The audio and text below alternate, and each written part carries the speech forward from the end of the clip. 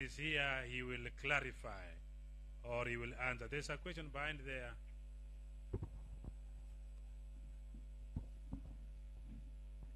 Thank you. My name is Benjamin Goro Gimba. From the explanation about the jurisdiction of the court, it appears that the mandate of the court is primarily on issues to do with the business.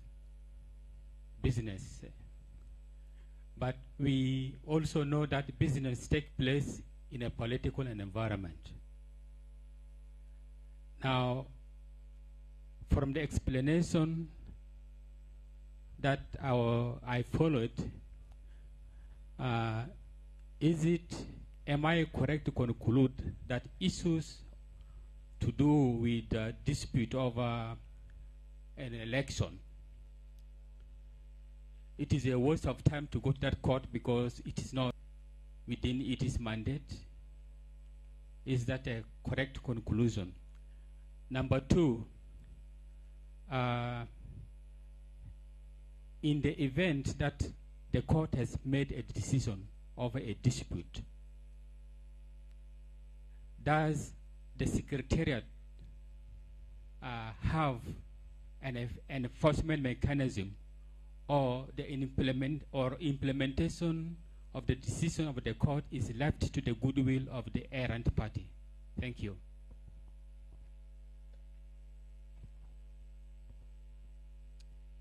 Thank you. Allow me first to say congratulations for the good presentations. I really benefited a lot from this presentation. Thank you so much. Mine is just clarification. I think during the presentation, I learned that like English language and then French, they can get translation. I'm not sure if Arabic is also included.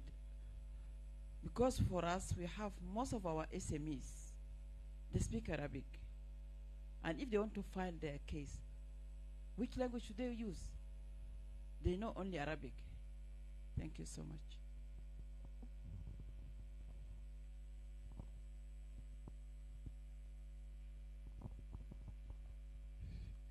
Is there any other question? I think no.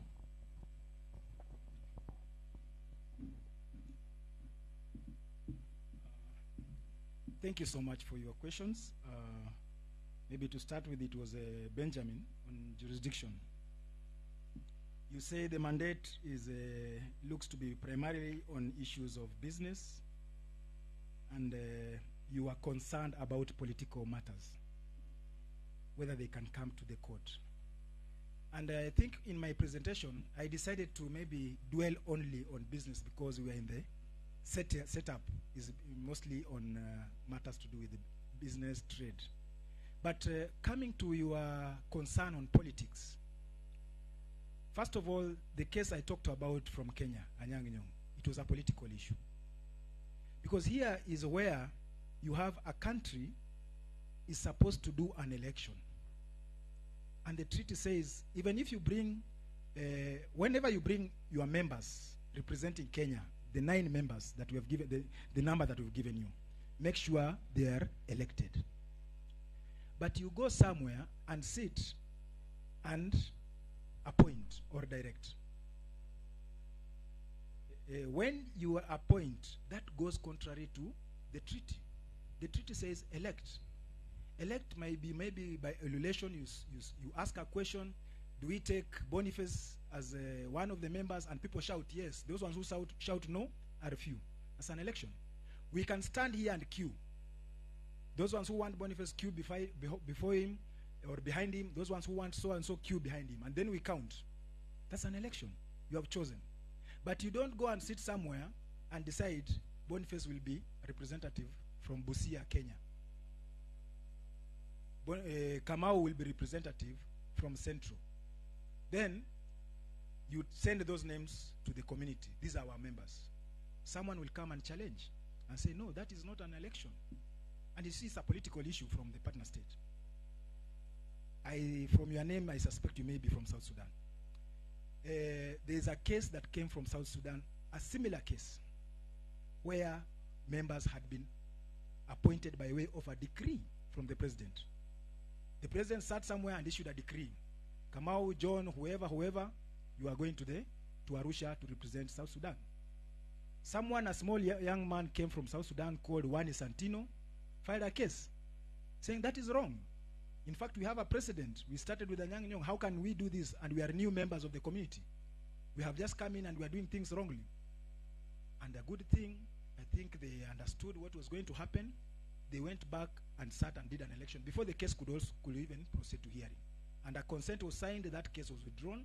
They brought names properly. Recently, there's a matter from Kenya regarding or related to the recent elections, where we had the current president having won and the other one contesting, but there was no win. Someone who contested as a running mate, Martha Karua, has filed a case in court. It's a political matter. So when you file a case in court, it has to be in the context of the treaty. Don't say that so and so they counted the votes wrong and I am the one who won, he didn't win. That one this court will not do. You only come to the court and say what partner state X has done in this particular issue contravenes the treaty. Martha Karua came to court and said, I lost the election. I filed my petition in the Kenyan courts. And when I filed my petition, I did not get justice. The treaty says that the law has to be followed, rule of law, and also principle of good governance. I go to the Supreme Court, and the Supreme Court says, okay, the problem was at the Court of Appeal, but there's nothing we can do. Is that justice? I have suffered. But you are telling me it happened, there's nothing I can do. So she came to court and won in the case of where she was saying the issue of gubernatorial elections, she had issues. Then that I think has answered. We deal with also political matters, but in the context of the treaty. Now, issues to do with the dispute of election is a waste because it is not within its mandate. I think it also revolves about on the same. Okay, does the Secretariat have an enforcement mechanism? And I think that is a general question. Whether it is the Secretariat, it doesn't even have to be the Secretariat, the community, or the do we have enforcement mechanisms for the decisions of the court? The treaty says that when you get a judgment, you go at the national level and start execution mechanisms there. Now, cases are different. Types of cases and judgments are different. There's one judgment that may direct partner state X who maybe banned a newspaper. For example, let me give an example of Tanzanian case where the government banned the Mseto newspaper and say you cannot publish. You are going against our laws, or they use their own reason on why to ban me. So they come to the court and says, no, freedom of expression. These people cannot just wake up one day and ban a newspaper and say we don't publish. I wrote something and something was true. How do you ban me from publishing my newspaper? So the court directs that open, allow them to publish. So how do you execute that? How do you force Tanzania to allow them to publish? So it is a tricky area. We may not have the mechanisms according to the treaty. The court itself does not have ways of following up its judgments. But the persons who have come to the court can still report and say, oh, you East African Court of Justice, you delivered a judgment, directed partner state X to do this. But up to today, they have not complied. Then that matter is reported to the Council of Ministers. As a court, we also put reports at the Council of Ministers.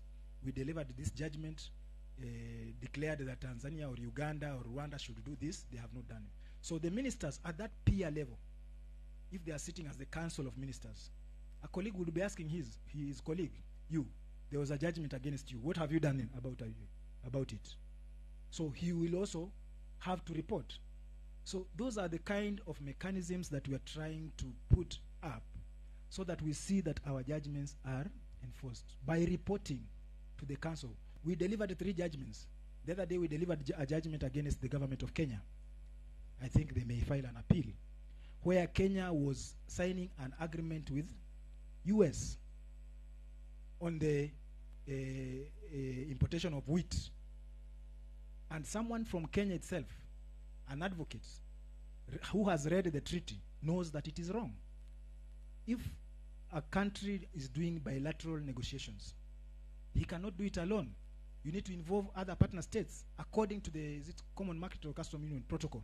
That when you do that, you have an agreement with someone outside there, and that good that is coming may affect other partner states. Tell us, other partner states, so that we know what you are doing. Otherwise, you may agree with those people from outside there, and you bring things here that will affect our economies. So, execution mechanisms, we are relying on the goodwill of the partner states. If the partner states say they don't want to implement that, it would be a challenge, but they have never refused to implement. But in case it happens, it will be a challenge. Let's have hopes that it will never happen. Then clarification on English language about Arabic. Arabic, we can get someone from the Arabic-speaking country to come and translate those documents. Because you may find that there are agreements that you have signed in South Sudan that are in Arabic. Although the official language says it is English, but if we can get someone who understands Arabic and is satisfied to do the translation exactly the way it is, not to cheat us that this is said this, we get that person, have him translate that document into English. You come to court and speak your Arabic, we get someone who speaks Arabic, who can translate into English. So that one should not hinder someone from coming to court. It is possible, it is workable. Now we have Congo, we have documents in French. They can also file documents, they can be translated. So it is possible. Now, having concluded those questions, there's just one issue that I didn't talk about. Before you come to the East African Court of Justice, you make sure that the thing you are complaining about, the action, the law that was passed within the two months that you are coming to the court. So if a law was passed last year, maybe in December last year, up to now that is one year, you cannot come to this court and file a case because that one has been overtaken by events. You have to do it within 2 months. So you must be vigilant that any case that comes to this court is done within a period of 2 months from the date of action, from the date you came to know of that action. I remember there was a case of Plaxeda Rugumba, who was a Rwandan. She was staying in Uganda. Her brother had been arrested in Rwanda and had been kept incommunicado. She didn't know about his arrest, where he was. Then when she came to learn about it, she came to the East African Court of Justice. The Attorney General of Rwanda was saying, no, this person we arrested him 10 years ago, or 5 years ago, or 4 months ago. But now the issue that was being discussed is when did you come to know about that? When did the sister come to know about that arrest?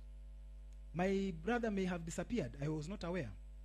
When I was told, was maybe 2 months down the line or 3 months down the line. That's when I knew that he had disappeared. So start counting 2 months from the day I knew. So time limit is very important. You need to know that what you are complaining of is within time. The other clarification is about treason. Maybe people may not know what treason is, but treason is when maybe you want to overthrow a government. Those are matters of treason. And when I mentioned it, it was related to the defunct, the former East African Court of Appeal, where Tanzania said, oh, issues where someone wants to overthrow our government or is doing things that are on overthrowing the government, we cannot allow them to go to that court. Because you see, these are courts that where judges from different partner states sit. And if it went there and this person has been declared to have committed a treason, he may win. So Tanzania had refused that. So those are the only matters I wanted to clarify. Thank you. Asante sana. You know, there are some people who go to Europe and they say they can take a plane and fly to another country with around $20 or 20 euro. And then there's been this talk about open skies. I don't know that these skies are not open. Now, for the businessmen and women, not necessarily the big ones, even the small ones, there may be time when you need to transport your goods by air. I bring in Kasoa to try to tell us a few things about this sector and how it impacts on business. Kasoa, please. Welcome. Thank you, Chair. Good afternoon, everyone. My name is Lilian Mwenda. I come from East African Community Kasoa. Kasoa is an acronym for Civil Aviation Safety and Security Oversight Agency. We were established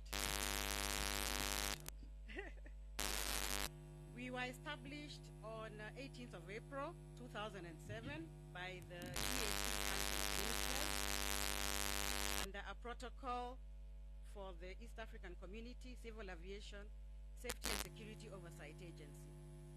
We are an institution of the East African Community, and we were originally based in Arusha, and we started operations on the 1st of June 2007.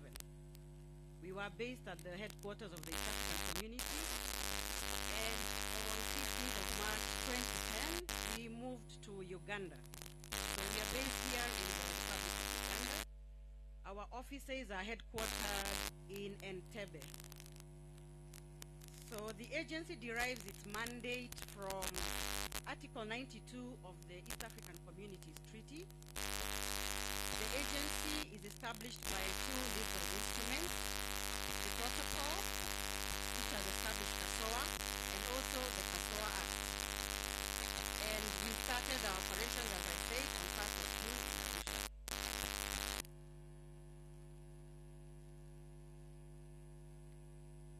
Our mission and our vision. Our vision is to be a model regional safety and security oversight organization, and our mission is to enhance effective oversight systems in all partner states by harmonizing our civil aviation safety and security oversight systems. Our objectives as an organization. Our objectives fall under Article 4 of the protocol. Our first objective is to promote safe, secure, efficient use and development of civil aviation among partner states, to assist partner states in meeting their safety and security oversight obligations, providing partner states with appropriate forum and structure to discuss, plan, and implement common measures required for achieving the safe and orderly development of international civil aviation. What are our functions? Our functions are in our Article 5 of the protocol. Our first function is to harmonize operations, regulations, to ensure that they meet international standards and recommended practices, what we call ICAO SAPs. Our second function is to develop standardized procedures for licensing, approving, certificating, and supervising civil aviation activities. And our third function is providing guidance and assistance to partner states, including putting in place measures for resource sharing, particularly for technical personnel. What are our achievements as Kasoa? Our main achievement is developed model EAC primary civil aviation legislation, regulations, and technical guidance materials for adoption and promulgation by member states. By these we mean we oversight the civil aviation authorities in all the 7 partner states, including DRC recently. So as an agency, we bring together all the civil aviation authorities in your partner states, and we regularize the regulations used so that they are harmonized in all the partner states. So if you're operating in aviation in different partner states, the regulation should be identical to a partner state that is in the East African community. Our second achievement is marked improvement amongst EAC partner states in the sharing of civil aviation expertise and resources. By these, we mean that as long as you're a member of the East African community partner states, we can borrow expertise from one civil aviation authority and assist a member state who is lacking in that particular expertise, and we assist them so that we all move together towards building the civil aviation community. Our third achievement is actively contributing in regional and global initiatives towards the restart and recovery of air transport. During the COVID pandemic, most airports, or actually literally all airports, had been shut down. And the agency took advantage of this opportunity to train the airport staff, irrespective of whichever sector, so that the East African region can open up quickly. One of the ways also that we were ensuring that the airports were still in use was the movement of cargo. I'm sure most of you know during the COVID, cargo was still moving, and that is how we were able to get most of the PPEs and the vaccinations.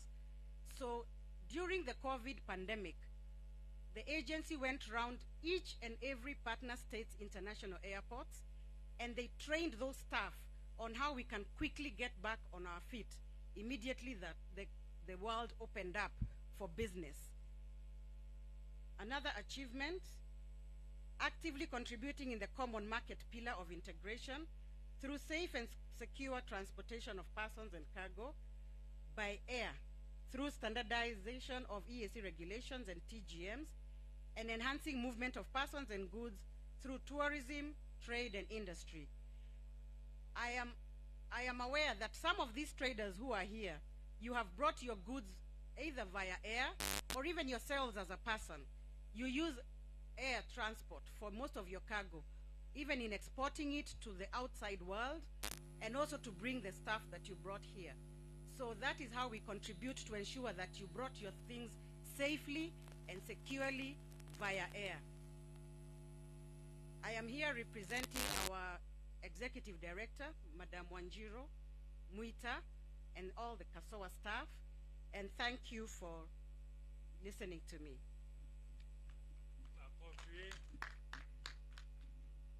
Asante sana. KASOA amehimiza ya kwamba wanashughulikia usalama wa usafiri wa ndege, wanashughulikia kuamanisha utaratibu wa usafiri wa ndege, na hata wakati wa COVID walifanya wawezavyo ili usafiri uanze, wakafundisha wafanyikazi wa viwanja vya ndege ili waweze tena kufungua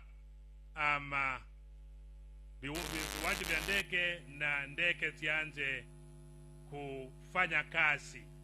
Namwomba tena mwenzangu atafsiri haraka haraka kwa lugha ya Luganda. Kindu. Basema ne banyabo mu bufunze omukyalo oyo ava waggulu abadde ayogera ku kitongole ky'ennyonyi ekya East Africa kye bayita KASOA. Tuyina ebitongole byaffe ebiddukanya ennyonyi mu mawanga gaffe ag'enjawulo, ne ate waliwo ekitongole ekya East African Community era kye bakolera. Ng'ekigendererwamu byonna kwe kulabanga omutindo gw'entambula y'ennyonyi gwe ogusaanidde ate nga si gwa bulabe eri abantu abatambulira mu nnyonyi awamu n'ebyamaguzi ebitambulira mu nnyonyi. Era nga omulimu gwabwe omukulu kwe kulabanga gwe omusuubuzi oba omuntu ali wano n'atambuza ebyamaguzi osobola okutambuza ebyamaguzi byo mu mawanga ga East African Community nga tofunye buzibu ddala, ate era naawe kennyini ng'omuntu okutambula nga tofunye buzibu. Abamu ku mmwe muyinza okuba nga mwakozeseza entambula eyo, naddala bannaffe abavudde wabweru wa Uganda nga mwakozeseza entambula. So nno ekitongole kino kye kivunaanyizibwa okukuza n'okulaba ng'omulimu ogwo gutuukira ddala ku mutindo we gusaanidde okutuuka. Bakola ebintu bingi okulondoola entambula z'ennyonyi, okulaba nga abakugu tusobola obbawanyisa. Uganda bwe batayina ba experts tusobola okubajja e Kenya ne bajja wano okulondoola abakugu okulaba nga bakola batendese abantu abaddukanya emirimu gyaffe egyo egy'entambula y'ennyonyi naddala mu kiseera kino we tubeeredde mu covid babadde bakola omulimo ogwo era nga bannaffe bakoze omulimu mulungi ogwo gwe ebimu bituukiddwako kwe kulaba nga entambula y'ennyonyi eba ekyaliwo wano okugatta amawanga gaffe mufunze kasowa gyegyo emirimu gyabwe gye bakola okulaba nga entambula y'ennyonyi mu nsi zaffe etererera ddala bulungi. Asante sana. Sasa ni wakati wa maswali. Kama una swali ama kuna jambo ambalo unataka uelezewe kwa wingi, ni wakati wako sasa. It's question time. If you have got any question or clarification that you require, our expert here will be able to respond to you. Bwabaawo ekibuuzo kyoyagala okubuuza ekikwata ku ntambula y'ennyonyi osobola okubuuza.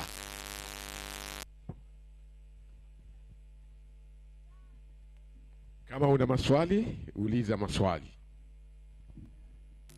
Haya, hii mambo ya ndege inaonekana hakuna swali. Kuna moja hapa. Kuna swali. Watu wanauliza kwa nini iko expensive sana ku travel around East African region kwa ndege. Why is it very expensive to travel by plane around East African region?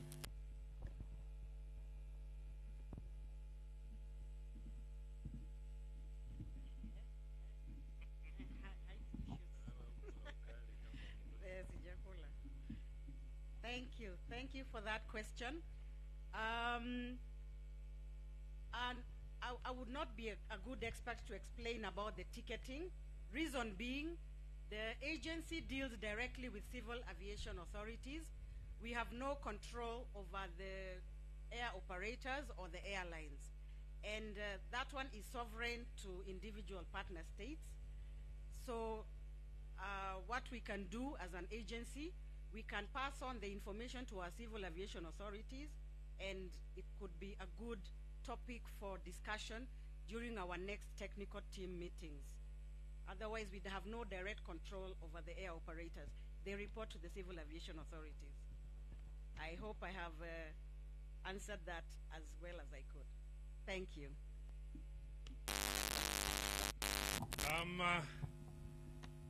The issue is of concern, and I'm aware that even at continental level, they are trying to address it, and that is why they are talking about the open skies. They're working on it. But generally, it is because of taxation. Each country wants to get a little bit of their own in terms of taxation, in terms of landing costs, parking costs, etc. So these are the issues that are being deliberated on, and we hope that in the near future, the cost of flying in this region will be brought down. At this juncture, I want to most sincerely thank all the presenters. It was quite exciting. It was quite demanding. This has been the longest session in terms of the presentations delivered in this symposium during this trade fair. I want also to thank Mr. Kindu for assisting in coordinating the discussions and interpreting or summarizing in the local languages for the benefit of the participants who may not have been very, very good in Swahili or English. I would just request that the presenters who are here, we go down and have a group photo, and that ends this session. Thank you very much, and most sincerely. Thank you. Okay. Asante sana, hiyo ndio mwisho ya msomo ya siku ya leo. Na tumepata msomo kutoka kwa East African Court of Justice, Swahili Commission, Lake Victoria Basin Commission, na hii ambao imekwisha sahi Kasoa. Asante sana. Basibone banyabo, leo ni siku ya Congo, wa Congo many na wa Congo. Today is the day for Congolese. And may I ask the Congolese to take over right now. Muziki ya Congo, DJ, tupatie. Leo ni siku ya Democratic Republic of Congo. Basone banyabo.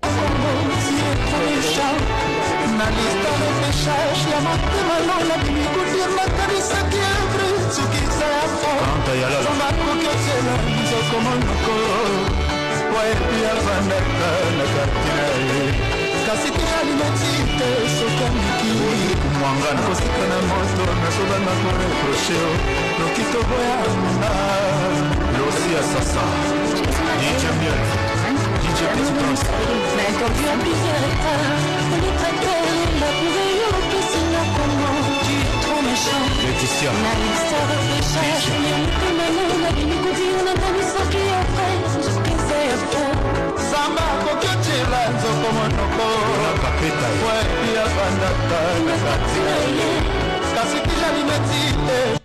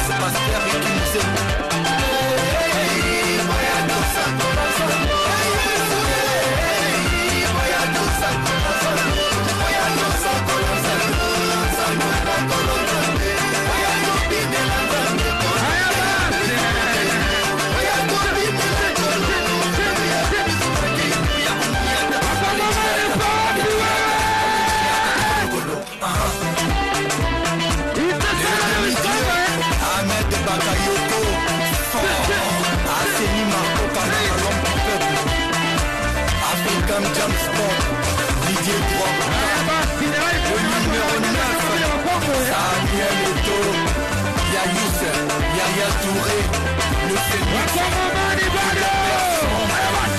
Anderson, les snipers togolais et Manuel Adebayor, Matamoula, Chancel Mbemba, Aznat, Congo Cash, Alenga Didienga, Guillaume, NBA, Sergio Baka,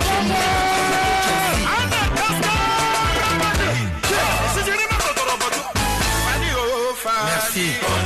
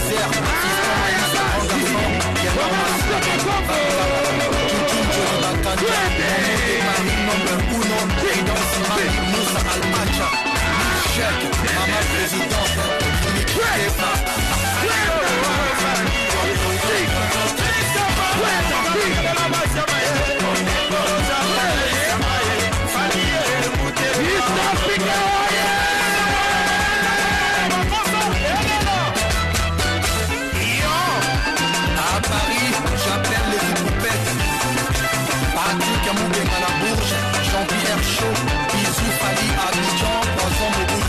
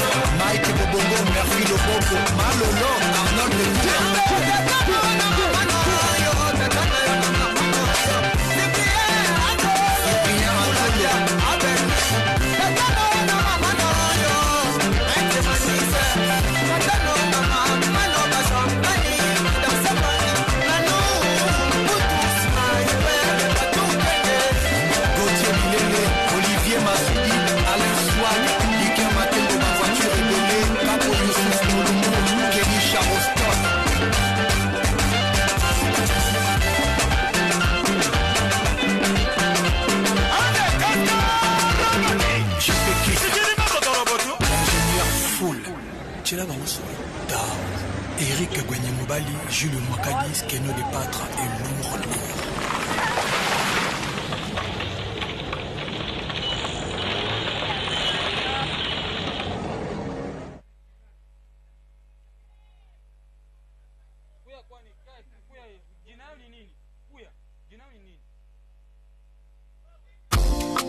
Lord, you are money on to FlexPay. Open the FlexPay app to transfer money from your mobile money, agent banking, or your bank account. And it's something. Stanbic Bank, it can be.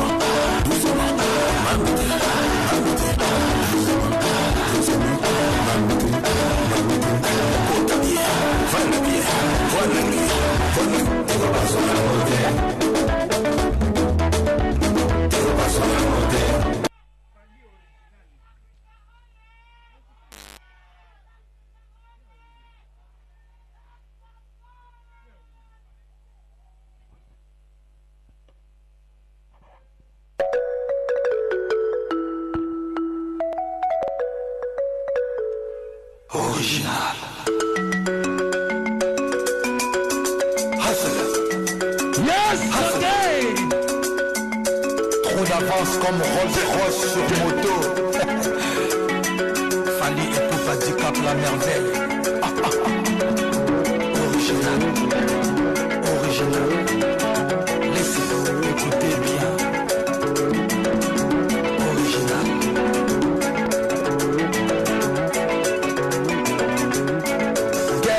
Get up and dance, dance.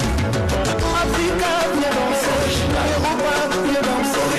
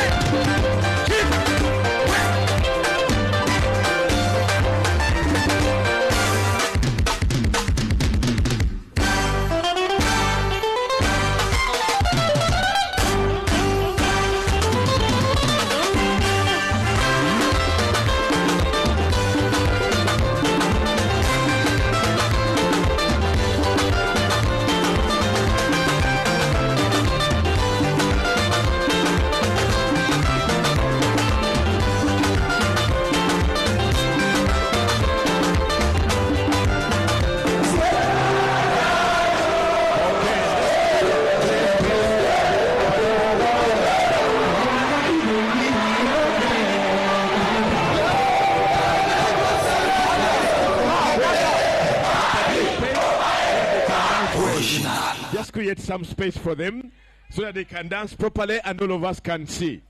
Very beautiful dancing from Congo. Hey, when you hear that, you know Congo is around. Wako ndani ya nyumba wa Congo bwana. Aha. Asante sana kabisa. Muziki ile ambao unaita sijui kwa sasa ni nani?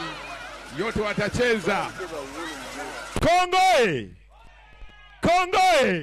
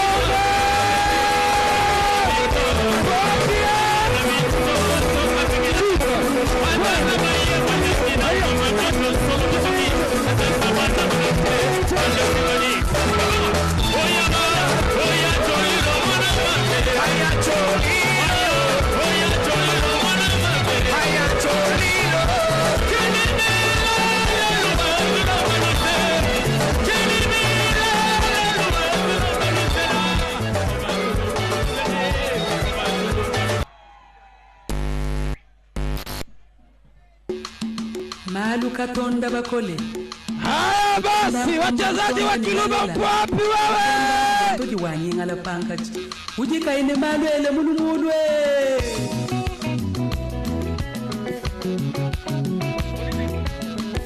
Takwa kafama mwaka ye kwabu takwelelehi. Bana baka shala batangulanta. Takwelelehi. Tatuwanyi musumbi jabila. Takwelele. Mutu yonso ujinima.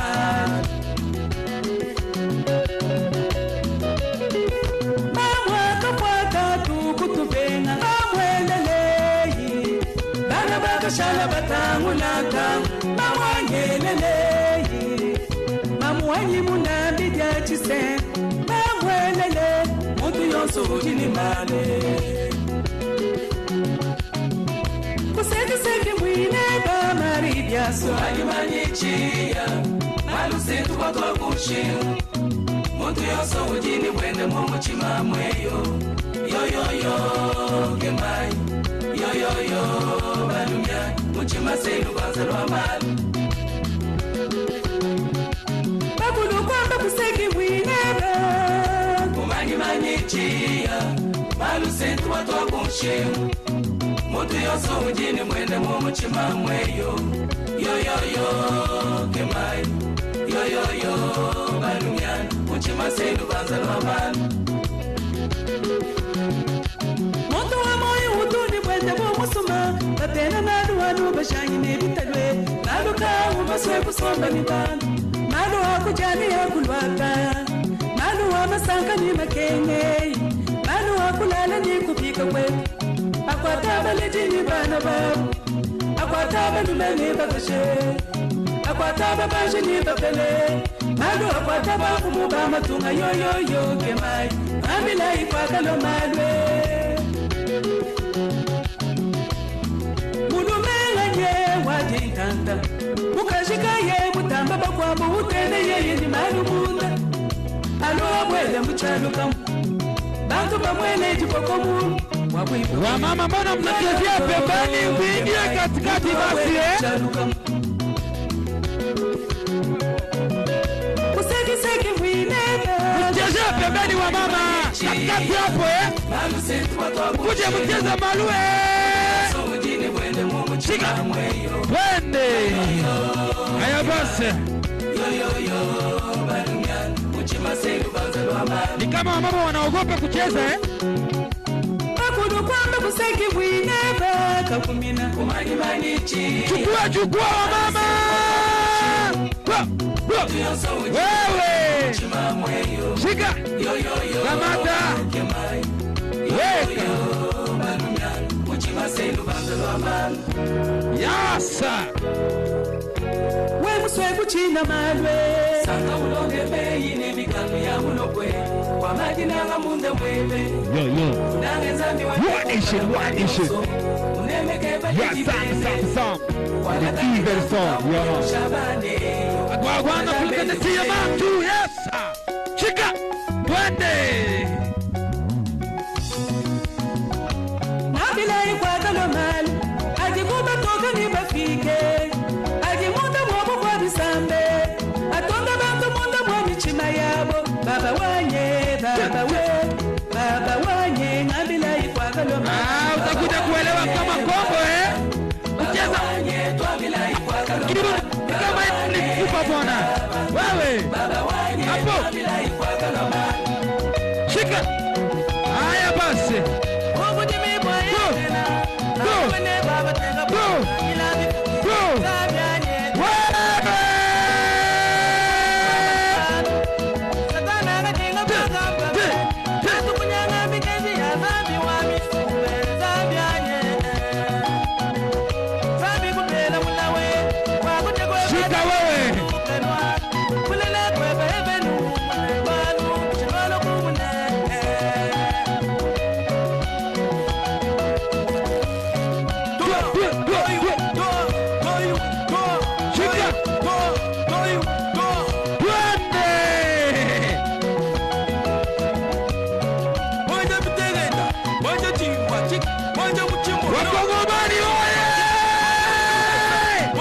Go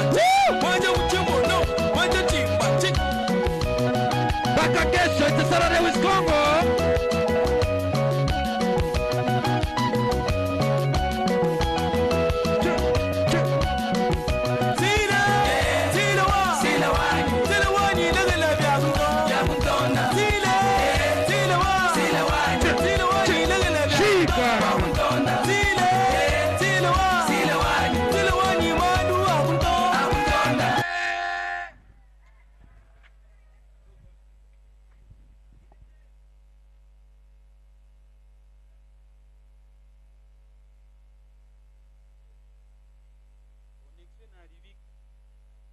Divo présente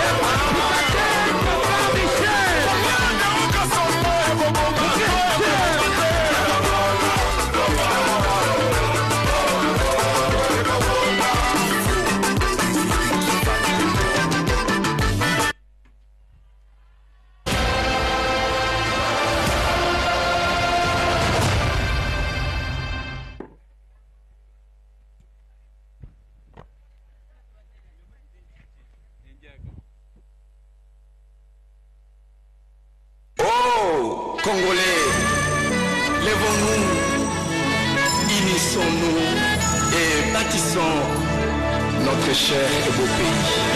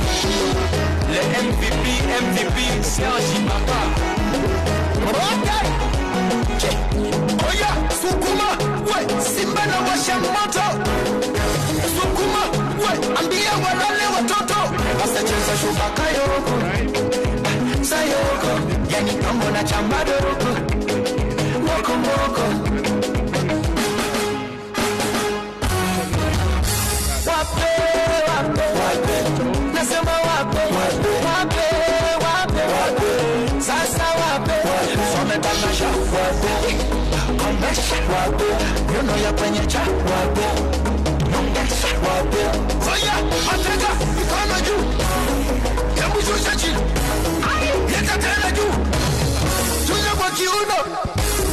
tunanyatia nyatia za kunyatia nyatia tunanyatia nyatia za kunyatia nyatia tunanyatia nyatia za kunyatia nyatia. Excellence ZK, la fondation des MT plus forte. Parfumerie Stéphanie Napoulman.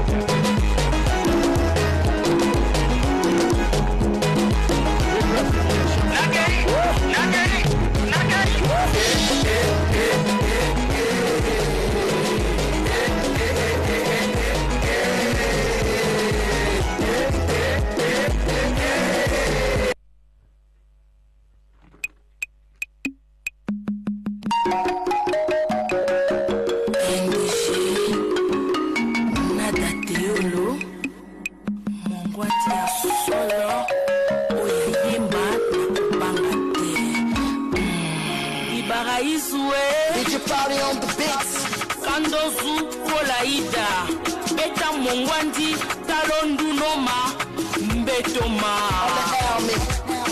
Oyaka Tobine na ritme ya mboka ye Mbonde kobeta ye na suka ya mboka ye Mongala ya solo abanga kalikambote Azala kobe misoga atambolaka na fiere Nabeli bangala nyoso Bamonga bambunza Bangwandi bangwaka Tokele matobina na ritme mboka nanga Atako mondele la dio Koboso n'origine yote Tozali yobe babantu Kobosa na bisiko utite Ngama mwandi ya solo Emba na biso na yakoma Tobina na ritme ya mbonda Toyemba na ritme ya mbonda Kamatango kasa na yo Chwa yango yo mela Oyo kalikeke Otelema obina na ritme ya mboka nanga Ali monde kobeta Monde kobeta Monde kobeta Monde kobeta Monde kobeta Monde kobeta Monde kobeta Monde kobeta Monde kobeta Monde kobeta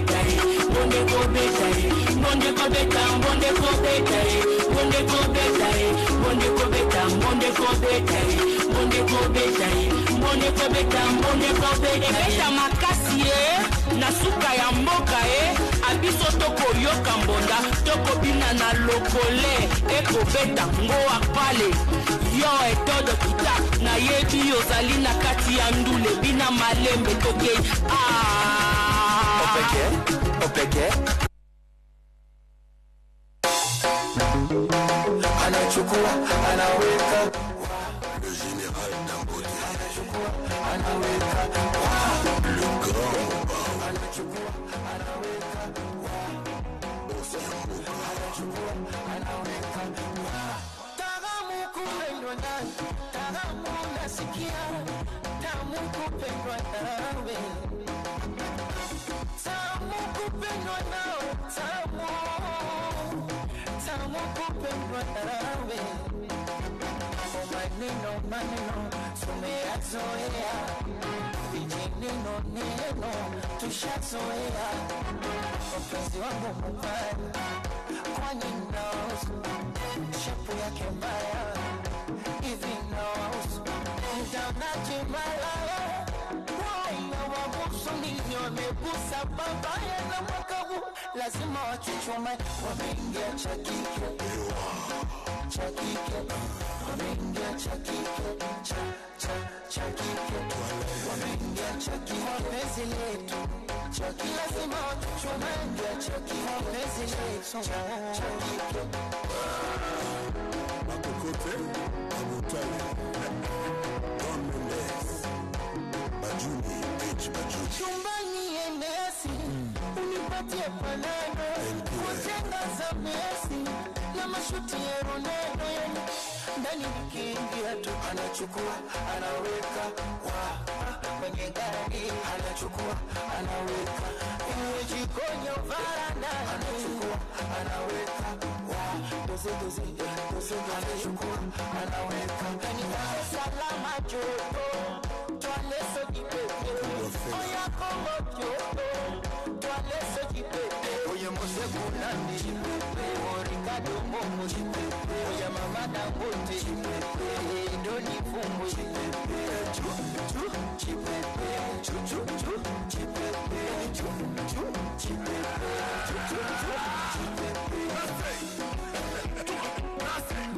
Joseph Bertier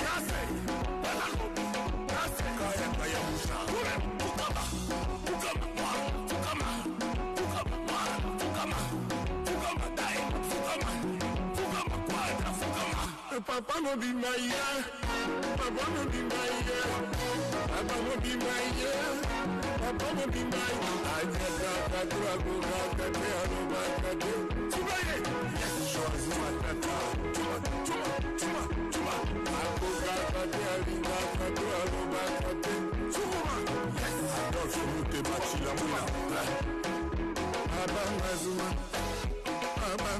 Joseph Kusana la Babangazuma Zodwa Angeli Mbare Dar es Salaam Mbasuma Akosham Diamond Mbasuma Kinshasa Mbasuma Kaya Fushari Mbasuma Kama Mfoma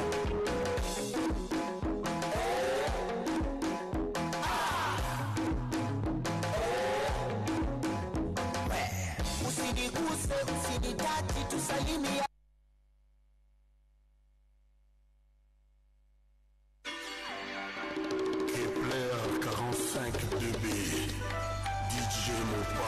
Frontiere et Aliwa.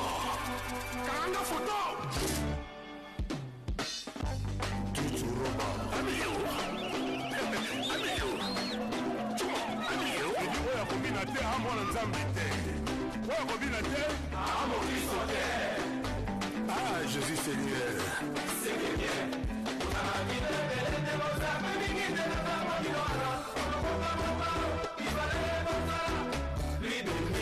Ahmed Bakayoko, l'homme du peuple. Amiyo, Choma, Amiyo, Milan Lobistopé. Allez, temporiser. Jean-François Ndengue. Ndengue Lobistopé. Demon. Allez, temporiser. Milan Lobistopé. Allez, temporiser. Choma, Choma, Choma.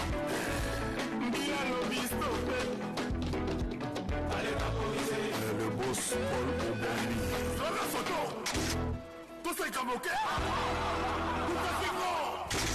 Écoute idée. Écoute idée. Écoute idée. Écoute ça mais Gombe. Écoute idée.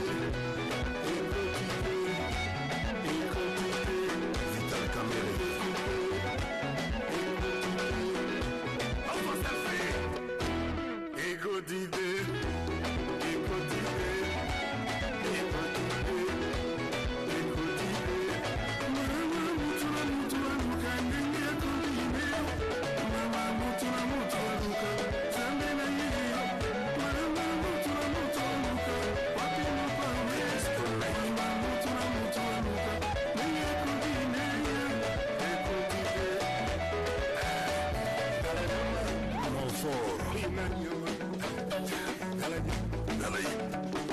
Vital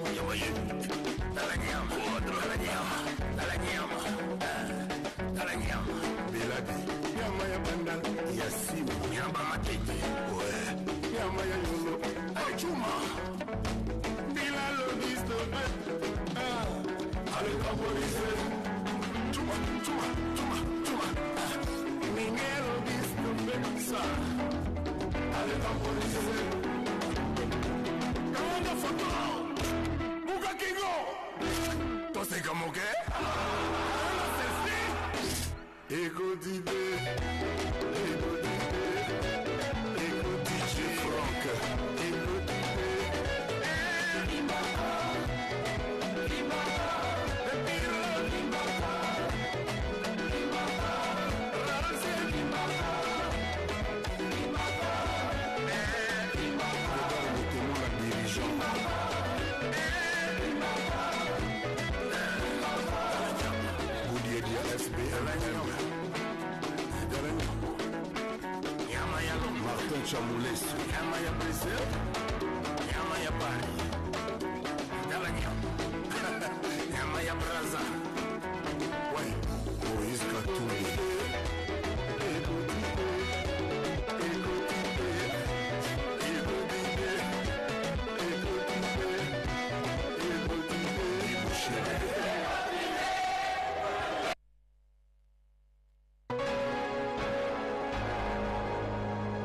otimbi na timbelio yo manoka kati enough so banoka kati yo manoka kati dizo let me know na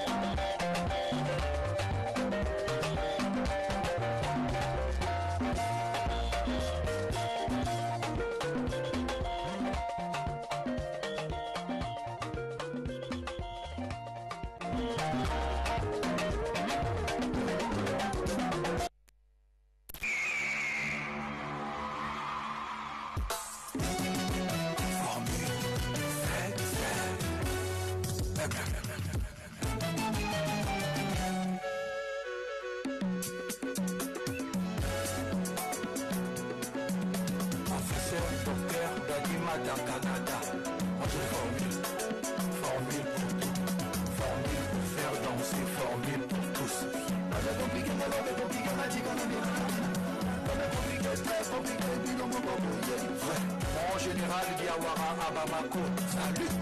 Aristide Aïkou, Serge Palmi. Lourd. Yves Jolie le bouclier. Président des démoniaques. Cormis, Manu de Roski. C'est pour la merveille. Je n'ai pas choisi d'être tel qu'il est exceptionnel. Ouais. Comme ça. Ouais. Même là, je ne te parle plus, c'est parce que je sais plus si tu te le penses. Mon cœur n'est pas du même, ma mémoire est bonne. Bien essayé. Vive l'amour. Bien essayé. Médo Abidjan, Monsieur Voiture, le tout-puissant David Yakité.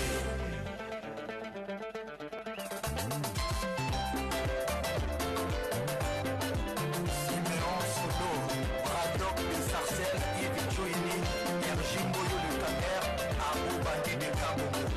Les Tinama Bouta sans défaite, Edingwe, Maraswan, Jemakanchi, Olivier Massouli, Mimi Chikeva, Mama Présidente, Carla Hippothèque, Martin, Lugos, mon colonel Tshisekedi.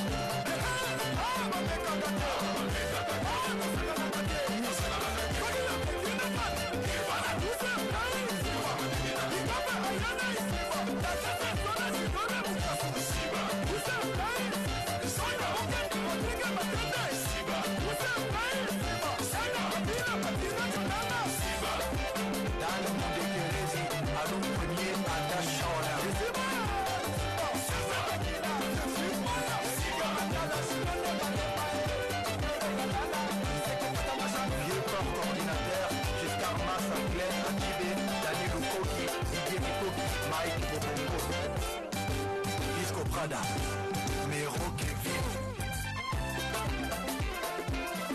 Capitaine Sainté, le valable et pastoral Trésor Mukuna, prophète Joël Francis.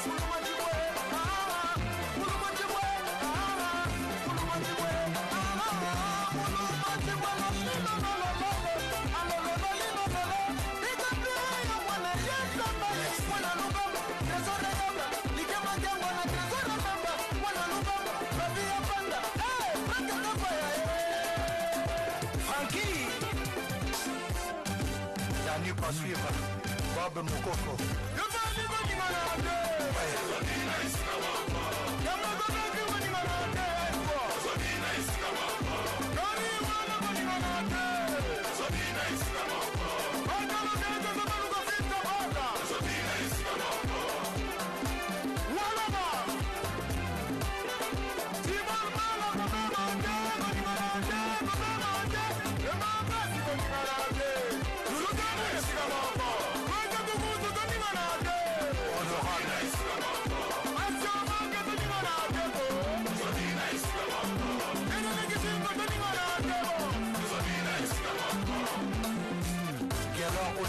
Le chic mec.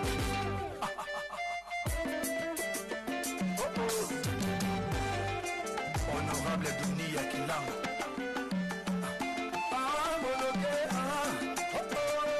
Alex Choua.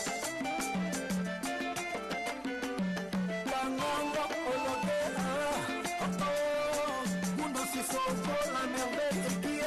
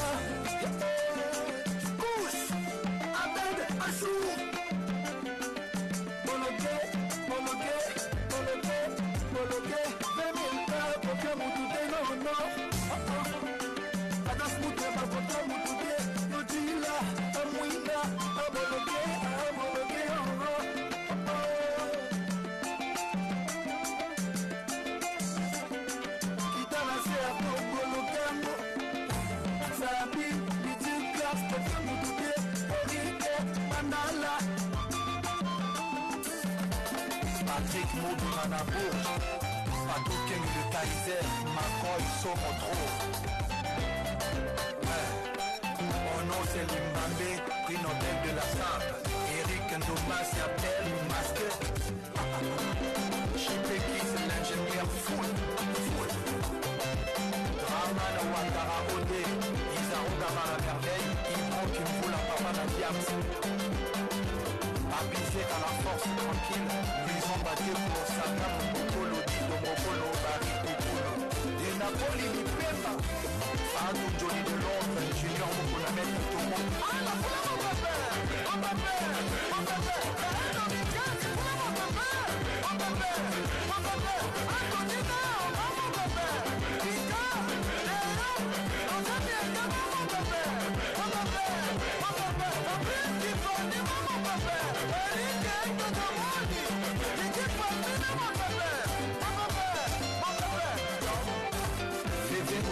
Junior Seke, Annick Mani, Bernie Rao.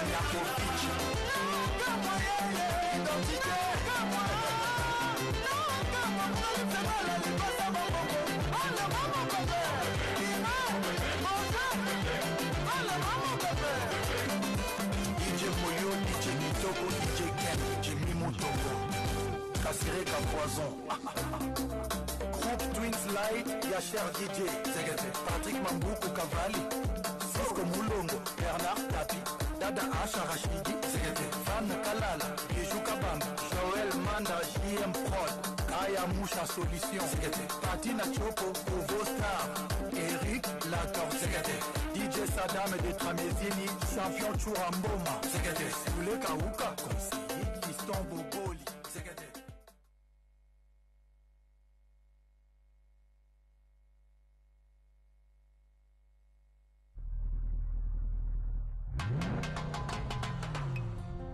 Impératori della rumba congoliana, Ferrigola.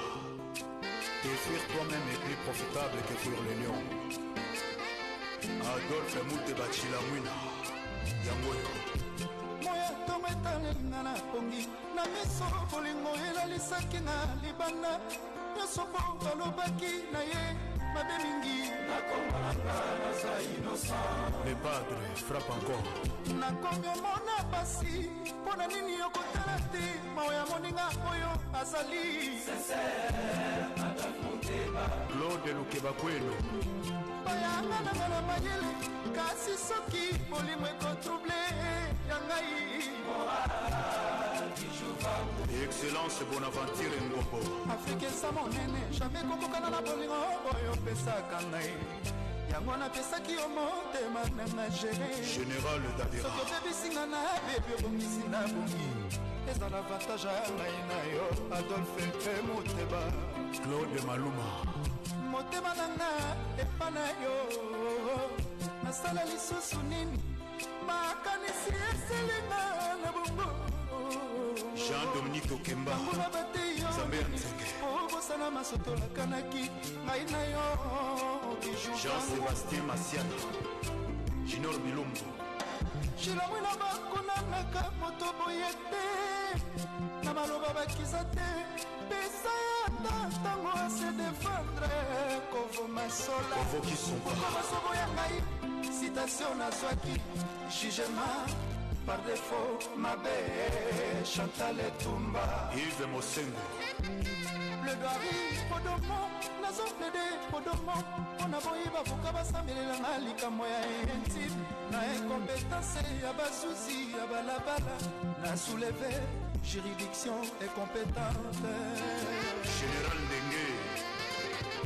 afrika eza monene jamai kokokana na bolingo oyo opesaka ngai yango napesaki yo motema nanga gere soki obebisinga na bebi okosina ezala avantage ya ngai na yo. Monsieur Laurent Boxon Bokassa. Mirlenge. Jean-David Kiambote. Sisi Malamba. Yaya Chilamwina. Colonel Daniel les forces de frappe. Colonel Elvis. oyebisanga soki bolingo esilie nazonga nanga mboka bapoti banga yo mwana moto asaleloko te ozina yo taliaka nsima te namoni bieto elengimi nazozwa ebongitokokitokwa mwasi eutaka se na motema sandra mwanzakanga matoi 3 fois kare obosani babiefe nanga nyonso tu Rigen Mata. masonga moto Corneli Malungi. Moteba talasi masonga moto Shana Peko. Moteba talasi masonga moto Emerod Lompala. Boss Mokito Pandashana. Eric Gaël Miboto. Pamela Sexy.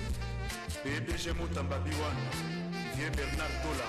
Didas Pembe. Je m'estime en faux na bakisation nyonso bazoporte contre ngai sur base ya masonge ezali infondé Sokito na Paris. bakalonie badesordre silia na kokokati David Sala. nasina misala na milelo nasina misala na basho Bal Silerie. osi mokano kolelisa na Bukavu Ramazan. sala nanga nyonso elingi motema na yo Olivier Mokoko. ebiju vangu tala nsima zonga moto Vie nanga lui onema. Muteba tala Toshiko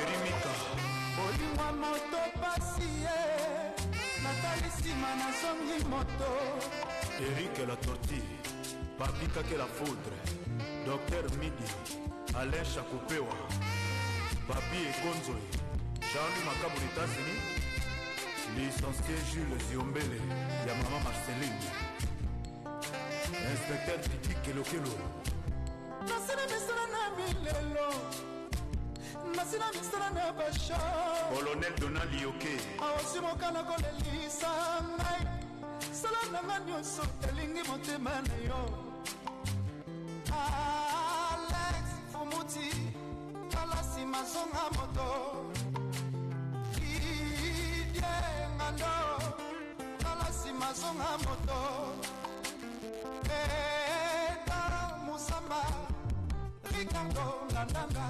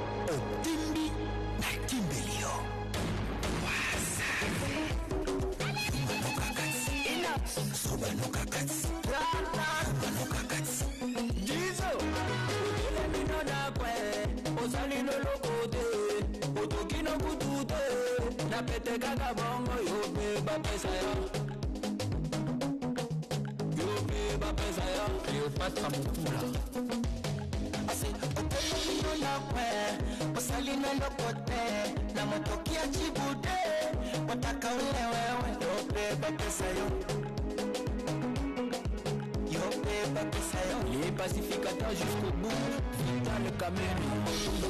Yuma no gagati, Uzoba no gagati. Yuma no gagati, Uzoba no gagati. Oh Elka, initiative plus. Toza Goliath, Toza Gomela, Toyena programme. Liliete, yope bapezera. Yope bapezera. Kilo Burunda, Jean-Paul Bichweka. Obali Boulona 10, Olemino na 12. Darabaninga ba continue. Nazima tangwa sale yope bafuta. La haute dame Elga élégance. Yope bafuta ya. Salomon, Ben Salomon. Yuma no gagati. Uzoba no gagati. Yuma no gagati. Uzoba no gagati. Le MVP, Serge Ibaka. Ok. Oya, Sukuma. Ouais, Simba na washa moto. Otimbi na Timbelio.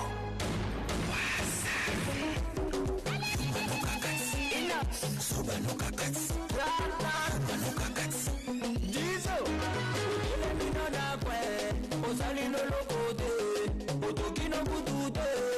Pete kaka bongo yope bapesa ya. Yope bapesa ya. Cléopâtre Moutoula. Ase opele mino na kwe. Osali na lokote. Na motoki ya chibude. Wataka ule wewe. Yope bapesa yo. Yope bapesa yo. Les pacificateurs jusqu'au bout. Dans le Cameroun. Yuma no gagati. Uzoba no gagati. Yuma no gagati. Uzoba no gagati. Oh Elka, initiative plus. Toza Goliath, Toza Gomela, Toyena programme. Liliete, yope bapezera. Yope bapezera. Kilo Burunda, Jean-Paul Bichweka. Obani Boulona 10. Polembino na duze Tala baninga ba continue Nasima tangwa salero La haute gamme égale élégance Yoke bafuta yo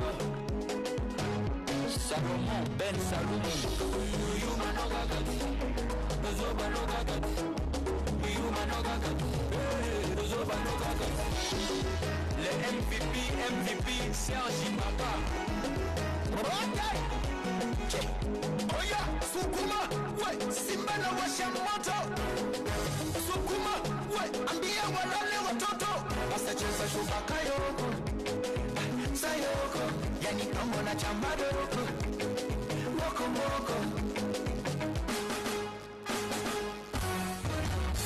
Wape, wape, wape Nasema wape, wape, wape, wape, wape Sasa wape, sometakasha wape Komesha wape, yuno ya kwenye cha wape Mongesha wape Oya, mateka, mikono juu Hebu shusha chini Leka tena juu Shusha kwa kiuno Tunanyatia nyatia Zago nyatia nyatia Tunanyatia nyatia Zago nyatia nyatia Tunanyatia nyatia Zago nyatia nyatia Excellence ZK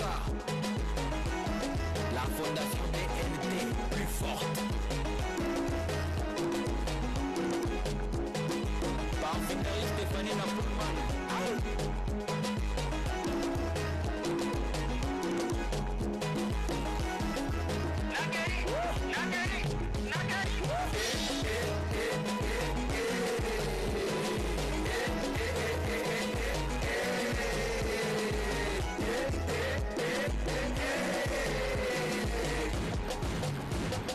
Boss, Eric Mandala.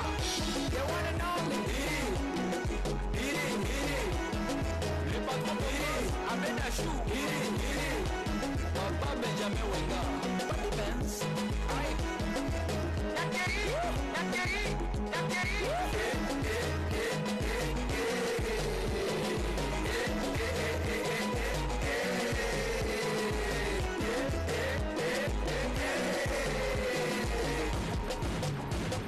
Boss, Mama Dangote.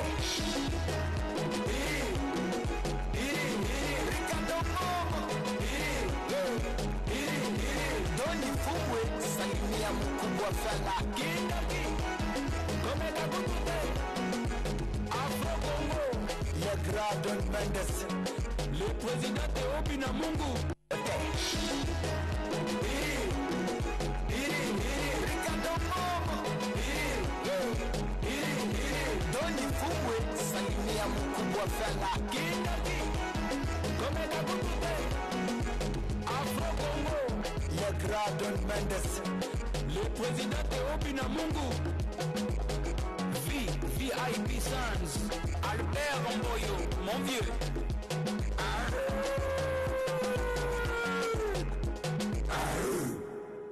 Molodoy leader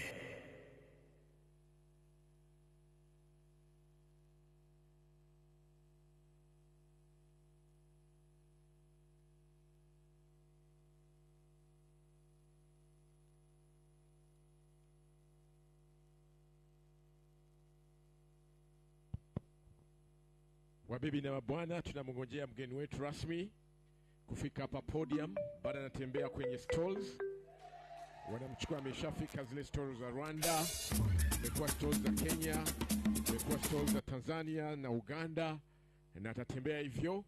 Akifika hapa tutaimba national anthem ya Congo.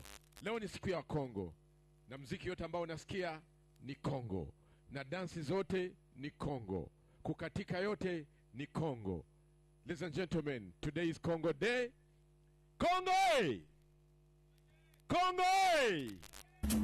Congo!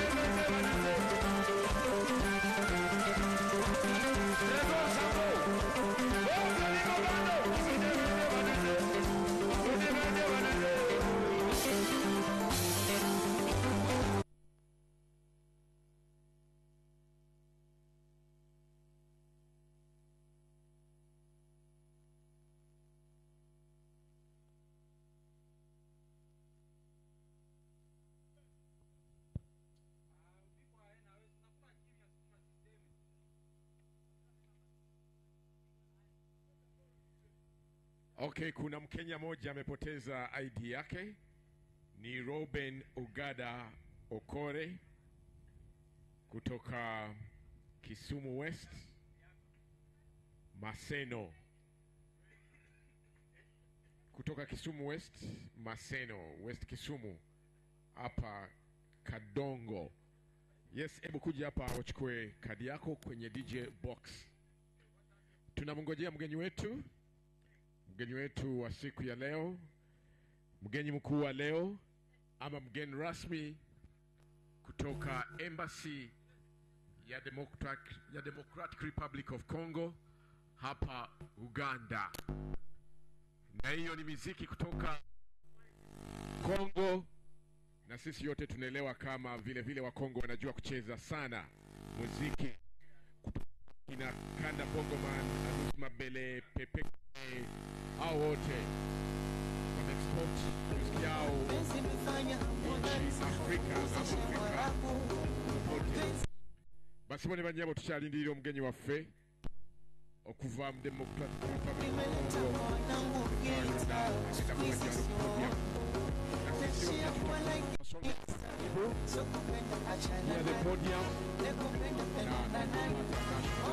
of Congo na East Africa.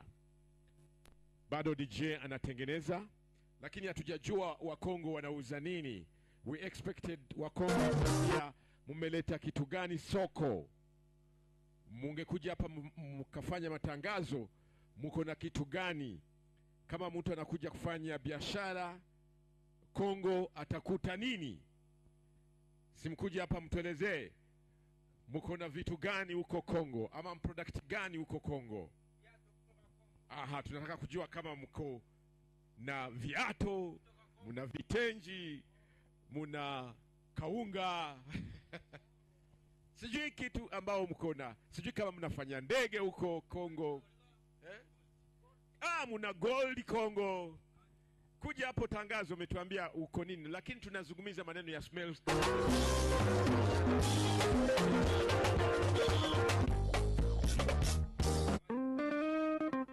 Biashara ndogo tunazungumza. Biashara kubwa. Kuja hapa mtuelezee biashara gani Congo. Kuja gani kwa story zetu. Aha.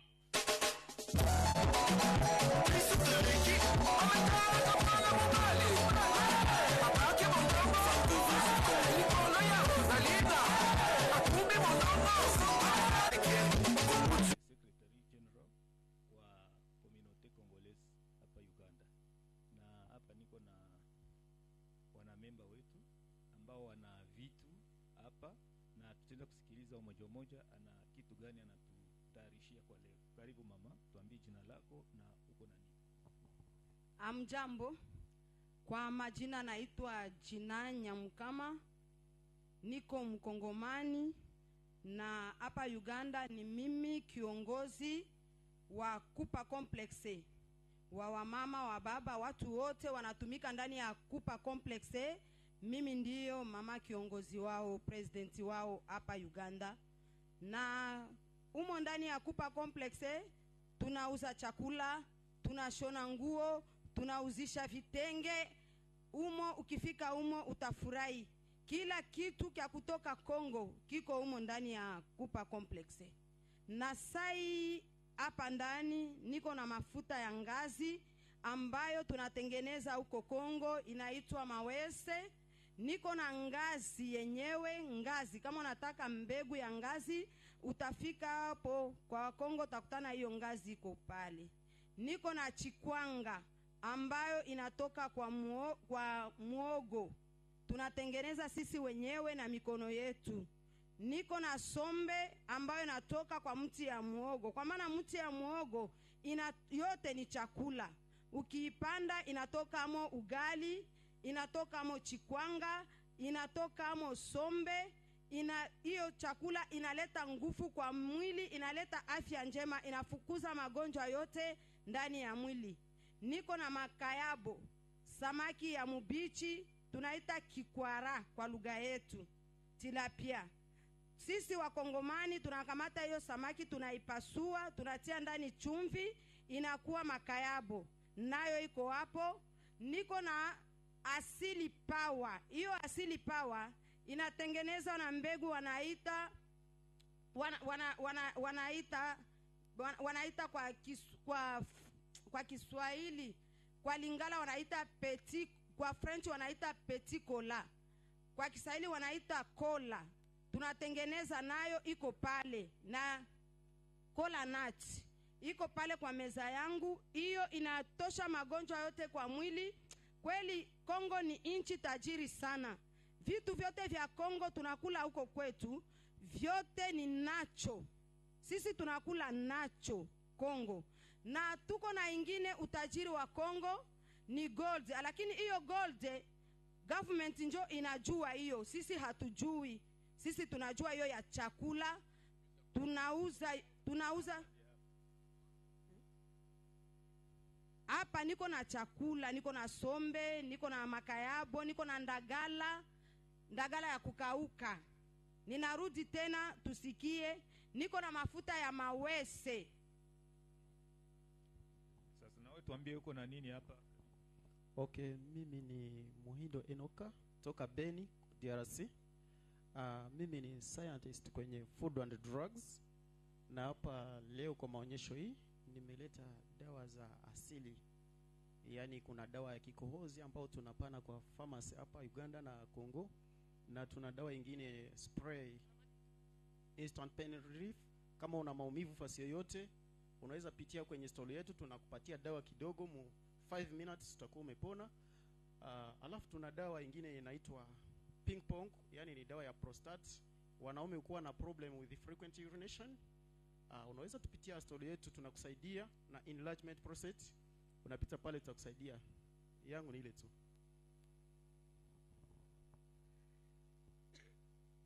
Amjambo taifa yote mzima.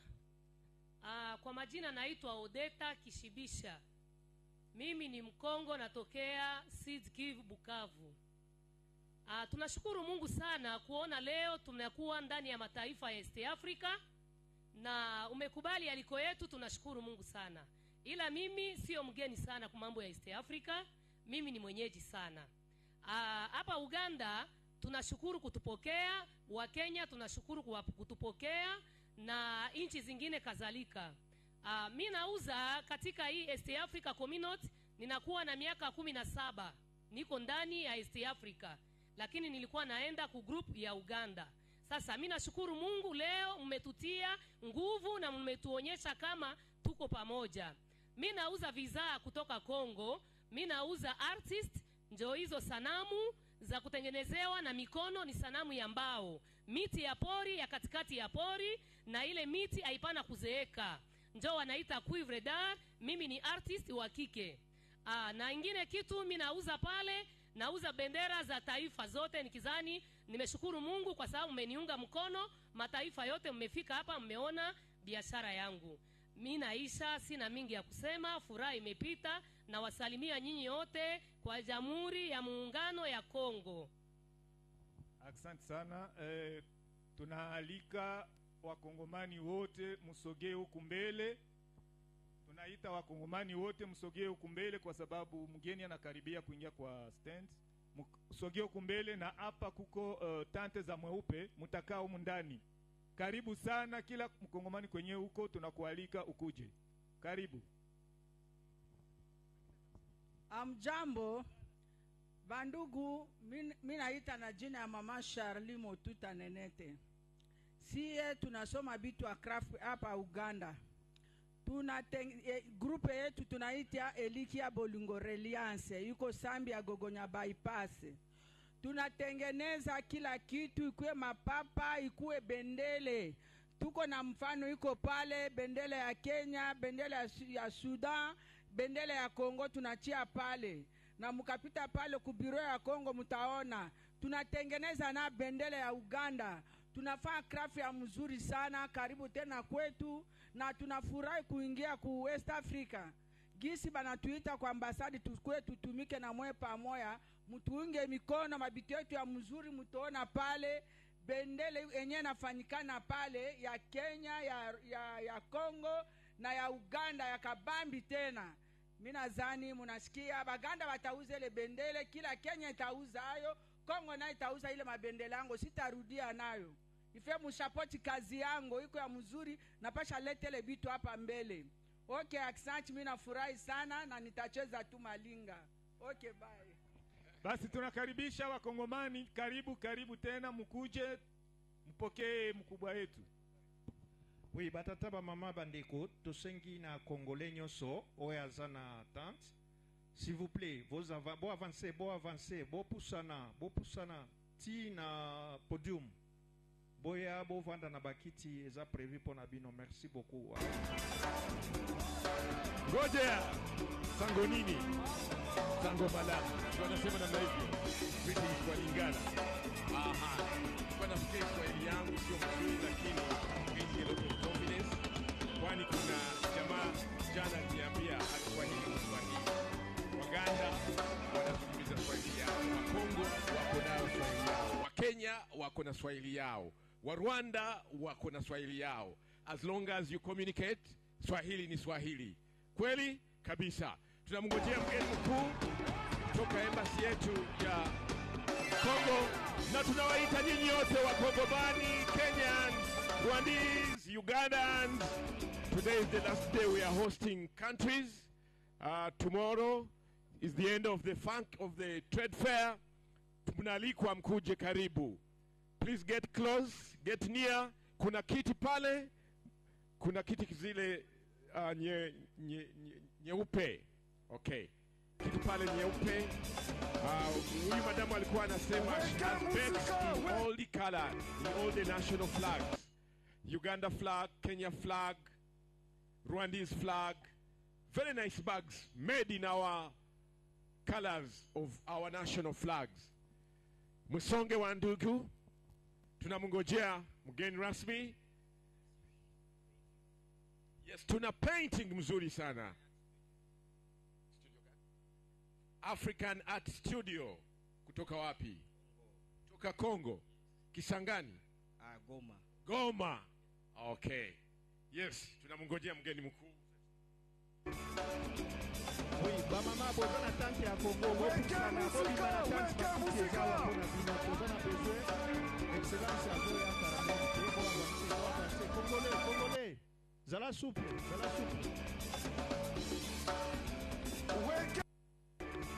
Mama, bobima na tante boya kotoyo, bopusana. Weke musika!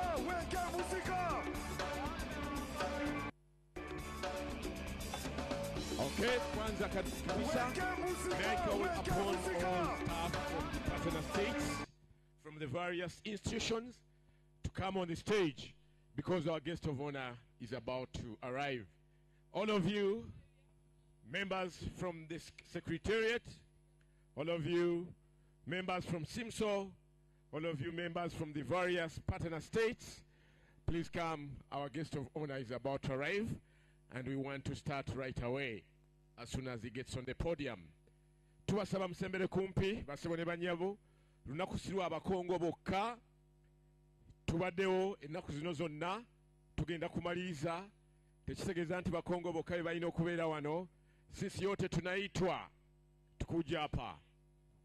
Swahili ni Swahili, wamesema hivyo. Yes.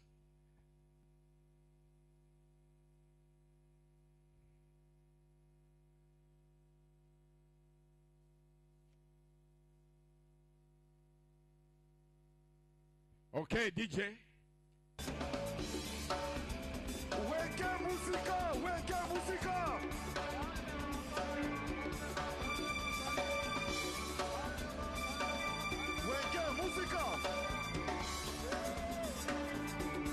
We want to see South Sudanese here.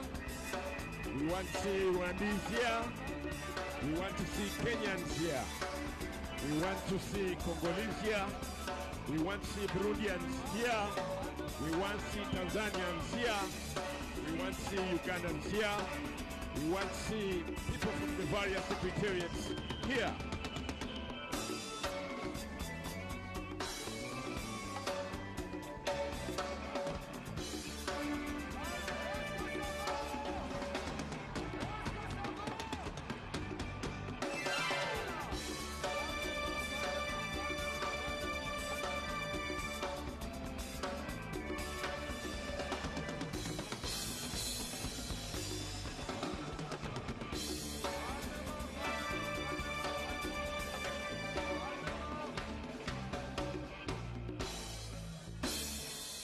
Yes.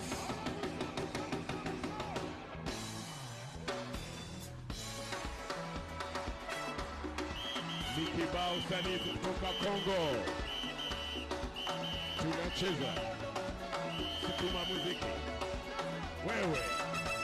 Songa mbele.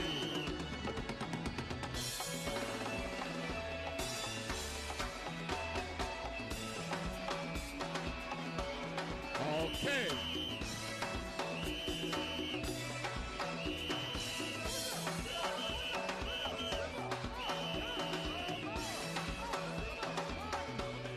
We are waiting for you. Muko wapi? Our guest of honor is arriving, ladies and gentlemen.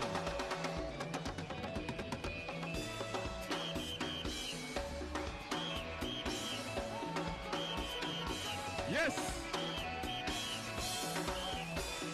Okay. Asante, mnalikwa nyi wote. Mnalikwa.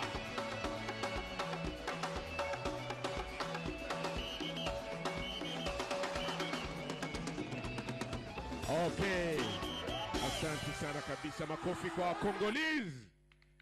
Kongo! Kongo!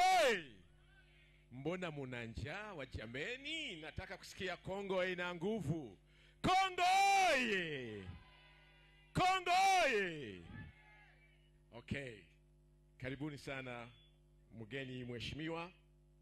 We want to start the day by having the national anthem of the Democratic Republic of Congo.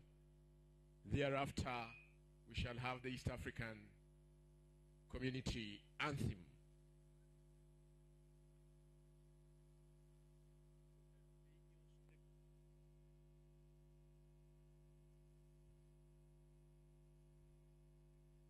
Yes, tusimame. Let's stand and have the national anthem.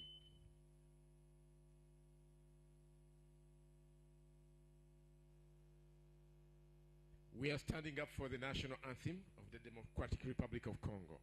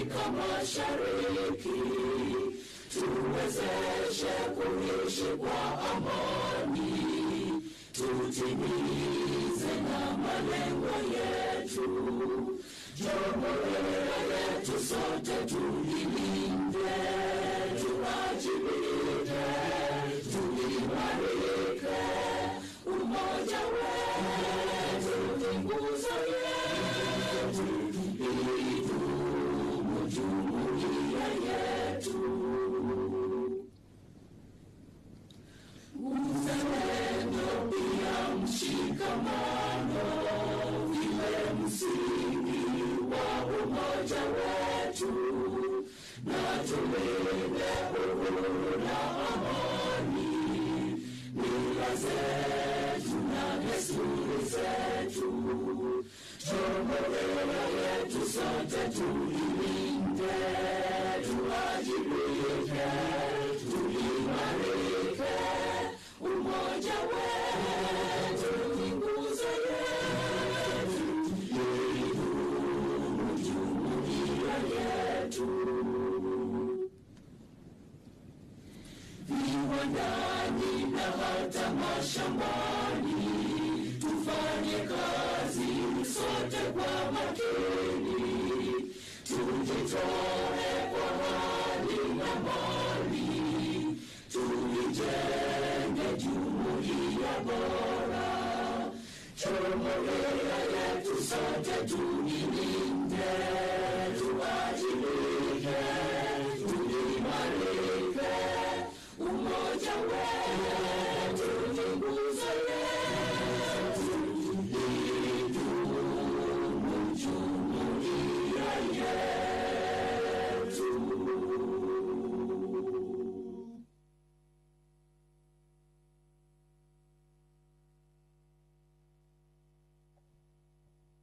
Hello, naomba tubaki tumesimama na tutapata maombi kutoka kwa Pastor Julian. Pastor Julian iko? Okay. Kamata hii.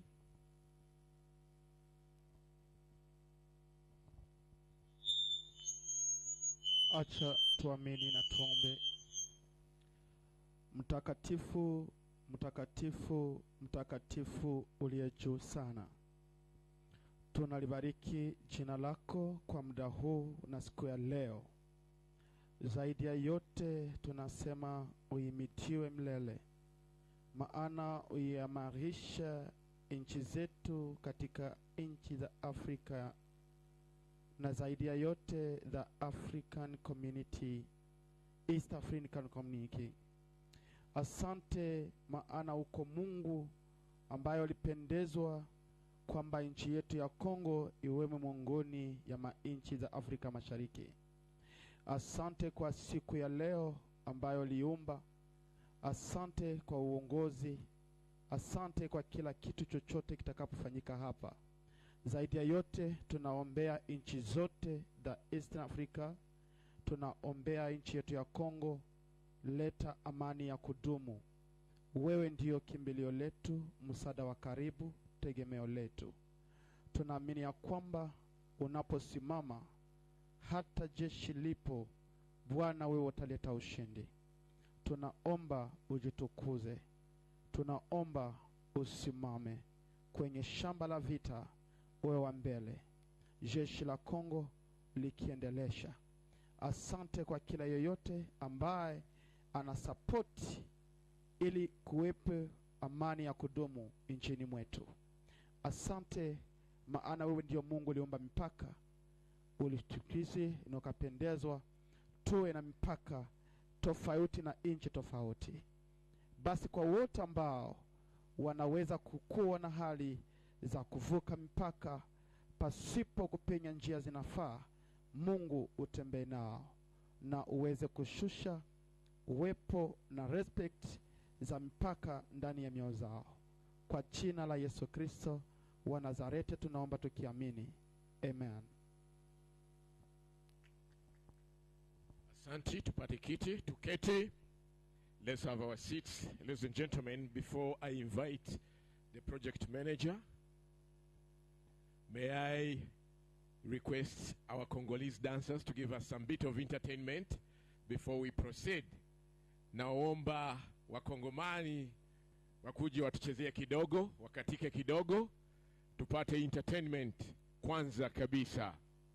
DJ tuko ready. Weke musika, weke musika.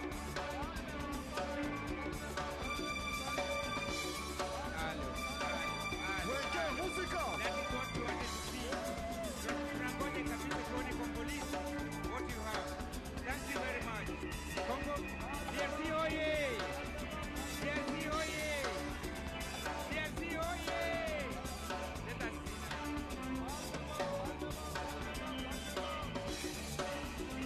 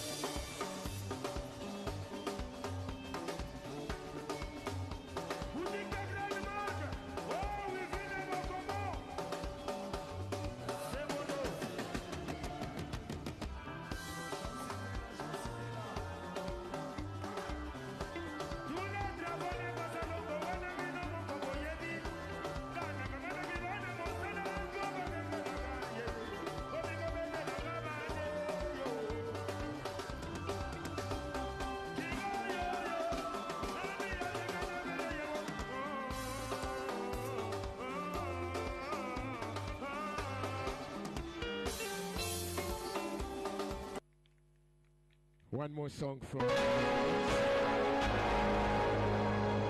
Timbi na Timbelio.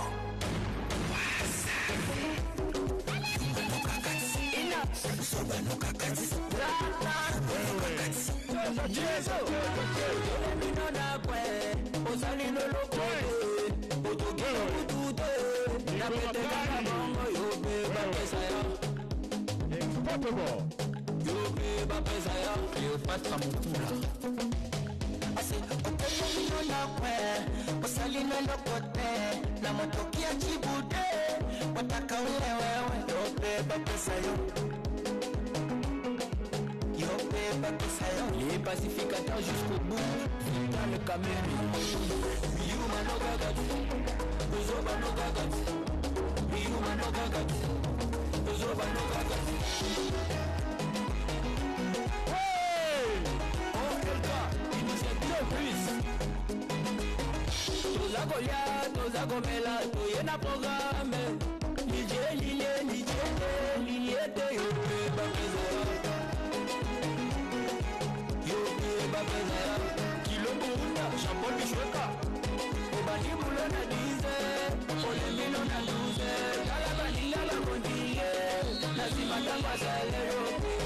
La haute gamme égale élégance.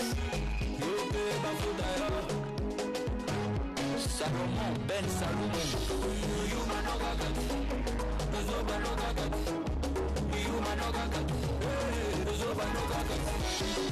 Le MVP, Serge Ibaka. Oya, Sukuma, ouais, Simba na washa moto. Sukuma, ouais, ambia walale watoto. Wasacheza shuka kayoko, sayoko, yani Kongo na chambadoko. Moko moko. Wape, wape, wape. Nasema wape, wape, wape, wape, wape. Sasa wape, wape. Sometakasha, wape. Komesha, wape. Bruno ya penyecha, wape. Mongesha, wape. Oya, mateka, mikono juu. Hebu shusha chini. Yeka tena juu. Shusha kwa kiuno. Tunanyatia, nyatia. Zago nyatia, nyatia. Tunanyatia, nyatia. Zago nyatia, nyatia. Tunanyatia, nyatia. Zago nyatia, nyatia. Excellence ZK. La fondation DNT plus forte. Parfumerie Stéphanie Napoulman.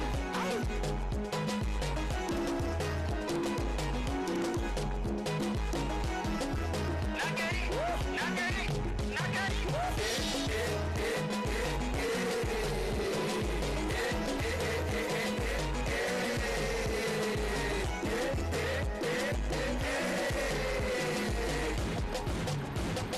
Boss, Eric Mandala. They wanna know me. Le patron Abenachou. Papa Benjamin Wenga. Papi Benz. Aïe. Nakeri, Nakeri, Nakeri.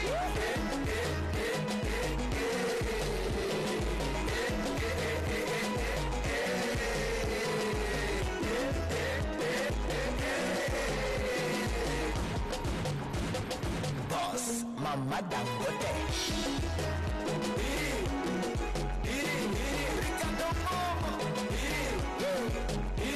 Okay, Asante. Before you go, ladies and gentlemen, Malu katonda bakole. kumbuka Shala Mwana. Kutonda nkumba kutonda nibalela. Kutonda ntonto jiwani ngala pankaji. Ujika ine malu ele mulumulwe. Wakongo wote, tuje tumukumbukeni Shala Mwana.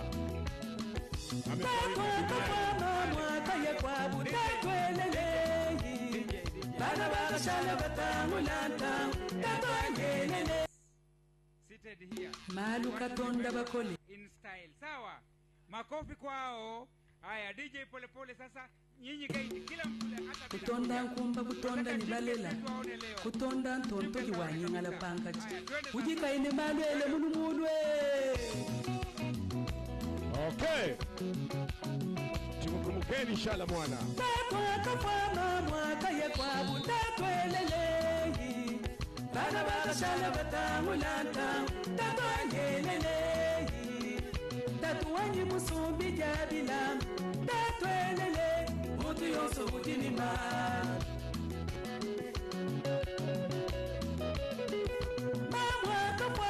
Tukutubenga amweleleyi. Bana bakashala batangulanta bawanyeleleyi. Mamuwanyi munambi jachise bamwelele. Mutu yonso utinimale. Kuseki mwine bamaribyaso alimanyichiya. Malusentu watwakushira. Mutu yonso ujini wende mumuchima mweyo. Yo yo yo gemai. Yo yo yo balumya. Muchima senu bazalwa mali. Bakulu kwamba kuseki mwinebe. Kumanyi manyichiya. Malu sentu watu wakumshimu. Mutu yoso ujini mwende mumuchima mweyo. Yo yo yo gemai. Yo yo yo balumya. Muchima senu bazalwa mali.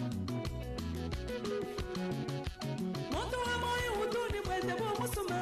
Batena nadu wanu bashanyi nebitalwe. Nadu kawu maswe kusomba nibana. Nadu wakujani ya kulwaka. Nadu wa masanga ni makenge. Nadu wakulala ni kupika kwetu. Akwataba lejini bana babu. Akwataba lumeni bakashe. Akwataba bashi ni babele. Nadu akwataba kumuba matunga yo yo yo gemai. Amila ikwakalo malwe. Mulumela nye wajitanda. Mukashika ye mutamba bakwamu utene ye ni malumunda. Alo wabwele mchaluka. Bantu bamwele jipokomu. Wabwipa kwele. Yo yo yo kemai. Muntu wabwele mchaluka. Kuseki mwineba kashama. Kumanyi manyichiya. Malu sentu watu wakushimu. Muntu yonso ujini mwende mumuchima mweyo. Yo yo yo kemai. Yo yo yo balumyana. Muchima sentu bazalwa mami. DRC oye! Bakulu kwamba kuseki mwineba. Kumanyi manyichiya. Malu sentu watu wakushimu. Very good. Moja katikati. Very good. Hapo nasa. Kama hapo nasa. Oh mama. DRC number 1 kucheza. We muswefu china malwe. Sanga mwangele kaini mikanga ya mulokwe. Wamagina nga munde mwele. Nange zambi wade kumpala kwa myoso. Mwemeke bale jibende. Wala kani natuka mkwetu shabane. Mukajabende kule. Aya katikati. Wewe. Hiyo ni kiuno ama si kiuno? Hula la. Atonda bantu mwanga kwa michima yabo. Baba wanye, baba we. Baba wanye, ngambila ikwakalo man. Baba wanye, baba. Baba wanye, twamila ikwakalo man. Baba wanye, baba. Aya.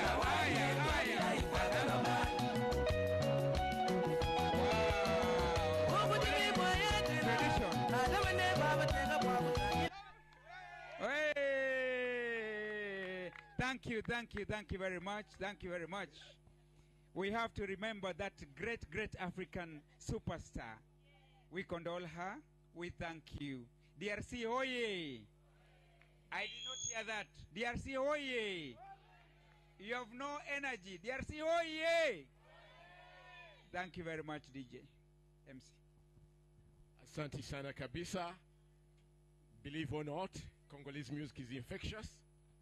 And if you've not heard about Congo, at least you've seen their dancing, at least you've seen their music. Actually, Congolese dance and music is a represents Africa. Before you learn any dance in Africa, you learn Congo first, Congo dancing. Congo eh! Congo eh! Okay, wacha nimuite project manager akuje tufanye introduction remarks. Thank you very much. Thank you very much. Thank you very much, DRC delegates and exhibitors, for the wonderful dance. Some people are asking me, wanauliza, mnasikiza kizungu ama Kiswahili? Kiswahili. Kiswahili ama kizungu? Kiswahili. Tutachanganya kidogo. Lingala. Sasa wanasema our delegates wanaona vile kiuno ina move, ingine karibu ikatike. Sasa wanataka wa train. Sawa? Wanasema nyinyi ndio the best. Thank you very much. Chief guest. Thank you. Chief guest of the day. This is a great honor to have you with us today. It is also a great honor to have DRC for the first time in this great show. I've just been requested before I give the participants to inform you, though I know that you have been given us some brief, just for the benefit of the people, to inform you that this is the 22nd EAC MSME Trade Fair that was started in 1999 by the presidents of the then three countries, Kenya, Uganda, and Tanzania. Over the years, this has been an entry point for the small people in the bottom of the pyramid to interact. The real integration of East Africa is with the ordinary people. So this is a very special occasion for them to interact, exchange idea, open up markets, and know each other, and know their traditions. And because in the spirit of deepening and widening the EAC community, that is why we do this, opening up our markets. Chief guest, this fair is organized by the Regional Steering Committee using the EAC Secretariats as the platform. There is a Regional Steering Committee that each partner state has 3 members. One from the minister responsible for SMEs, another one from the ministry responsible for EAC, and another one for the private sector. We want to take this opportunity to thank the President on your right for acting very fast, along with the lady on your left, for putting up the DRC delegates together. Let's clap for President for bringing up the DRCs. And as our tradition, the partner states are very proud and happy to be here. They are represented in the dais, and we would like them to bring greetings to the DRC people from their countries. And for that reason, I would like to begin from the great country of the Republic of Uganda. Uganda, thank you very much.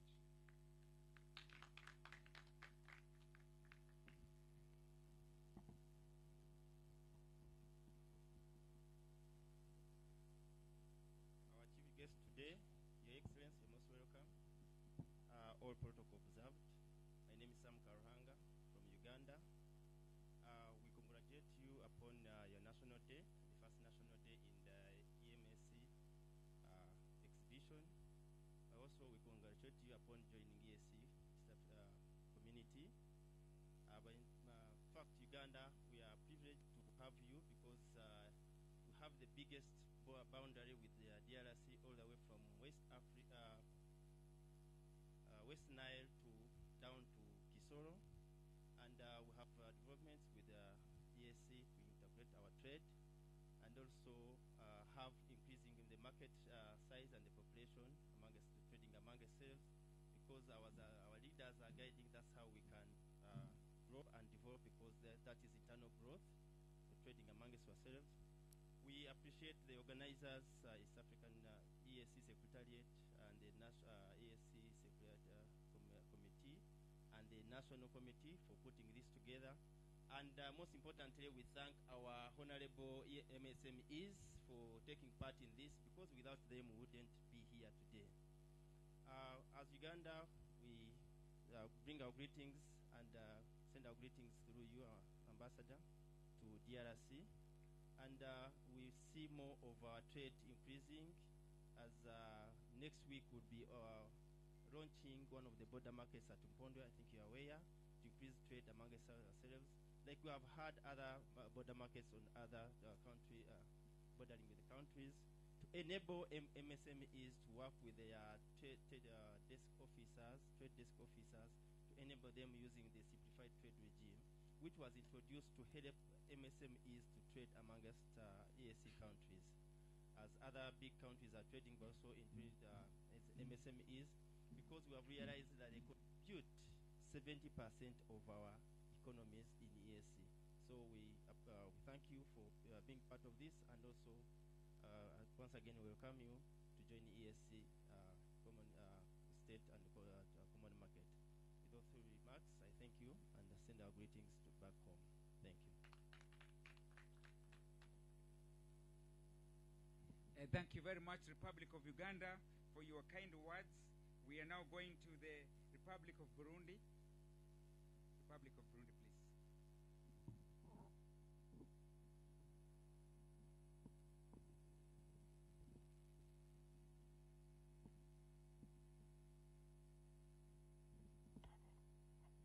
Manager. Mheshimiwa mgeni rasmi na ambao mlikuja hapa. Kwa niaba yangu, jina langu ni Bartone Pascal from Burundi, na kwa niaba ya Warundi wote na waheshimiwa ambapo mko hapa, tunawasalimu kwa jina la Warundi wote. Kongo oye! Kongo oye! DRC oye! Karibu sana kwa haya maonyesho, na tuna furaha sana kwa kuwaona muko kwenye nchi za Afrika ya Mashariki na Burundi tu. Mnajua kwamba sisi Warundi na Wakongomani tuko wote na tuko sawa kabisa. Naweza nikasema kwamba tumetoka tumbo moja. Kwa hiyo hata sasa tunawakaribisha ili muwe na sawa kabisa kwa hiki kipindi cha maonyesho ambao alioandaliwa na East African Secretariat and the CMCO. So I haven't a lot of things to tell you, but we invite you the next time to this exhibition in Bujumbura next year. Thank you very much.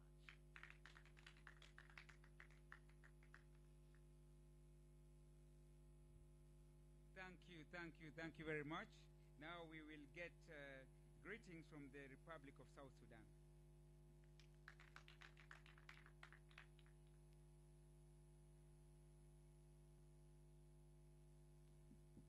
Honorable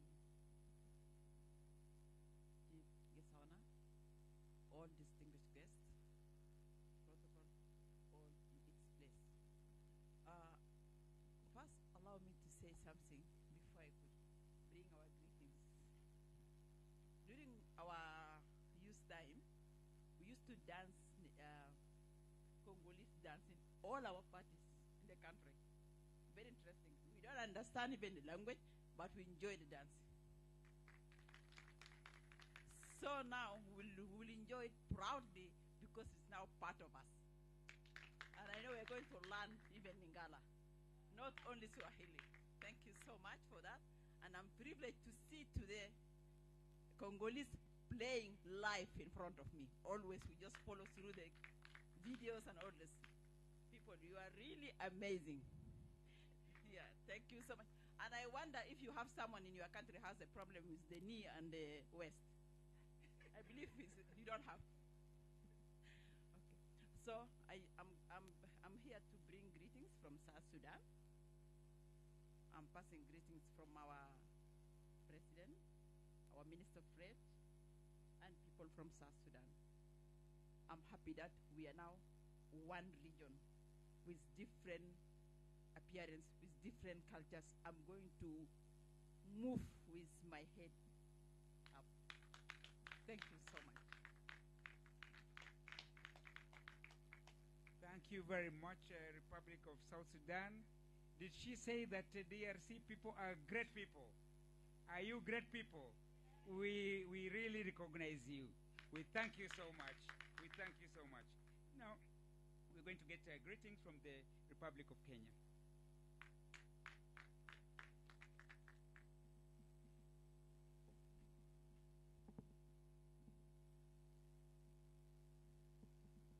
Chief guest, all protocols observed. My name is Engineer Charles Kalomba. I'm the Secretary General of the Juakali in the country, in Kenya. I'm also a board director with Msea Micro and Small Enterprise Authority. We want to thank you even for visiting the stand of Micro and Small Enterprise Authority Congo is the last kid on the block. When we started the Juakali sector in Kenya, when the ILO mission visited in 1972, around 1975 we started the Juakali sector in Kenya, and we have evolved. You heard from the project manager that 1999 we started the exhibitions in Kenya, and then we brought on board Uganda and Tanzania, and then we brought Rwanda and Burundi, and then South Sudan, and now lastly Congo. One of the things that we are focusing on to help this region and the African continent to grow is to wash away our thinking. And that's what we are doing today. And one of the things that we want to appeal to governments, and you are here to help us to appeal, is that governments don't need to delink to provide goodwill in what we are doing, because you have gone around the exhibitions and you've seen people have done a lot of innovations. But when you follow them to mass produce for this region, they have a challenge. Why? Because there are limitations on technology, limitations on machines, limitations on capital for them to be able to sail across. Chief guest, I've seen the Congolese dance here. If you go to Kenya and you say a Congolese, everybody will just see you are a dancer, you are a singer. So when they dance and sing, for us in Kenya, we are convinced that these are the best dancers in Africa and the best singers in Africa. And history has it that there was war in heaven between God and Lucifer. And when Lucifer fell down on earth, he fell in Congo forest. And he really taught them on how to play music and how to dance. But we are lucky as Kenya because Lucifer crossed over to Lake Victoria and went to the Parliament of Kenya in Nairobi. So I think we share something in common, because when we go to Parliament, sometimes we feel very sleepy because of Lucifer. Chief guest, Juakali sector has evolved for a long time, and people have demeaned the word Juakali because they don't understand what is the meaning of Juakali. It's true that Juakali means Jua, and hot. Juakali means hot, but there is another meaning which people don't understand. Jua means no, which is knowledge, and Kali means sharp. So Juakali sector thrives on sharp knowledge. People who do what the book is saying without reading the book, because many people don't spend a lot of time in school. They want to do what is supposed to be professional and what the scientists say. But these skills, they came from the Bible, by a chief guest. If you read the book of Exodus, chapter 31, from verse 1 to verse 30, from verse 1 to verse 10, you will see what God said about Juakali. And what Juakali is doing today is what God said. So I think people need to understand this sector and the impetus and the capacity of this sector to be able to revolutionize the whole region. As I finish, chief guest, Congo, being the last kid on the block, has more resources as compared to the rest of the nations in East Africa. But the challenge has been, how do we then value add on the resources in Congo to be able to bring out what we need as East Africa? We have some challenges that we need to run through, and one of the challenges, the common currency, that has been a challenge for us. So if you go to the exhibitions here, even buying is a challenge because this country does not communicate with the other country. Language barriers, again, has been a challenge. So you go to Congo and speak English, people want you to interpret what you are saying. You go to Burundi and Rwanda, almost the same. But when you go to Tanzania and you speak English, again, there's a challenge because they know Swahili. But when you go to Kenya, you speak almost every language because they say Kenyans drink everything. When you bring porridge, they drink. When you bring alcohol, they drink. When you bring water, they drink. And you bring anything, Kenyans will drink it. So language, again, has been very good for us. And of course, human resource capacity, Kenya is at least a notch higher. And we want to take advantage of how Kenya will support the region in terms of looking at what we are doing as Kenya. So we have an authority that started in Kenya. And of course, if it's adopted in the East African region, so that every region has an authority that can regulate that sector and make sure that we are going to thrive on the sector. Lastly, the profiling of the sector in Congo. Chief guest, when I met the ambassador of Congo in Kenya and listened to my presentation, I think I really pushed that they need to make sure that this exhibition in Congo is represented. And I think somebody could have worked on something to make sure they are here. But the profile of who is in Congo in the Juakali sector is supposed to be brought up very strongly so that we can mainstream them in what we have been doing for the last days before while they were away. So I think mine is just to welcome you in this event and request you to make sure that as we live here, you try to loud our voices out there, especially in Uganda and in Congo, so that we can have things working for us. Thank you very much and welcome once more. Thank you, the Republic of Kenya. Now we shall be going to the Republic of Rwanda.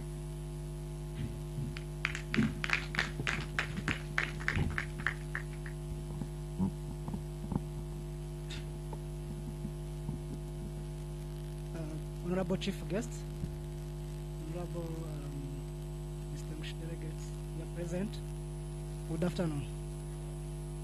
First of all, allow me again to congratulate DRC for making it possible to attend this first trade fair.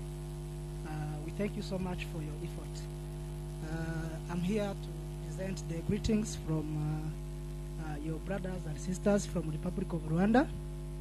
My name is Bashimimana Blaise from the Ministry of Trade and Industry. So your brothers and sisters here present and those from who are there in Rwanda, they told us to greet you so much and also wish you a very good day. We have been able to see your artwork there at your SME stand. We are very happy, and we have been also dancing your music there in our stand. We have been also relaxing because of your good day and your good music. So thank you so much, and I wish you again a very good day. Thank you.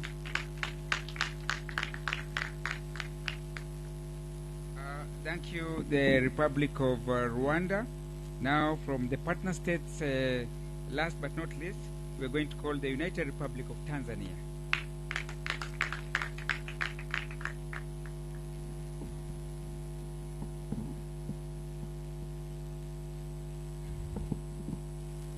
Kongo hoye! Afrika Mashariki juu! Mheshimiwa mgeni rasmi, wageni waalikwa, wajasiriamali wote, itifaki mzingatiwa. Habari za mchana. Mheshimiwa mgeni rasmi, kwa niaba ya Jamhuri ya Muungano wa Tanzania, napenda kwanza kutoa shukrani zangu za dhati kwa Wakongo wote kwa mwaliko wao na kutuharika kushiriki pamoja siku hii yenu muhimu sana. Kwa kweli tumefurahi na tumeshirikiana na nyinyi kwa jinsi vile ambavyo mmeweza kuonyesha hapa tamaduni zenu. Hilo ni jambo la muhimu kwetu na tunaweza kufurahi pamoja na nyinyi. Lakini pia tunashukuru kwa sababu tumepata nafasi ya kujifunza mambo mengi kutoka kwenu na tumeweza kuona utajiri mlio nao na mambo mengine ambayo tumeyasikia hapa kutoka kwenu. Mheshimiwa mgeni rasmi, mimi niko hapa tangu siku ya kwanza kabisa na nitakuwepo mpaka kesho pia.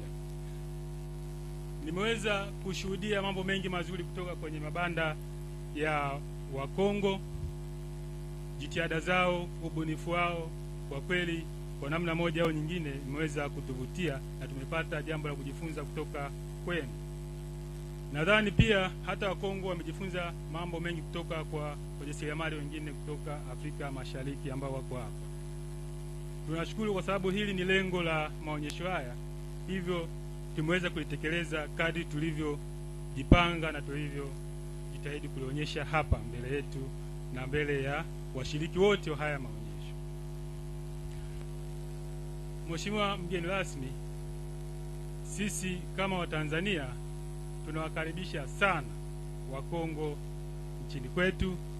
Tunakaribisha pia Afrika Mashariki wote wajasiriamali ambao wana nia ya kuwekeza na kufanya biashara na sisi.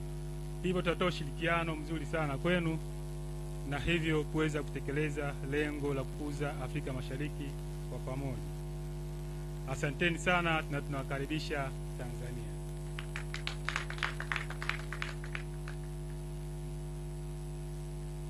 Makofi tena kwa the Republic of United Republic of Tanzania.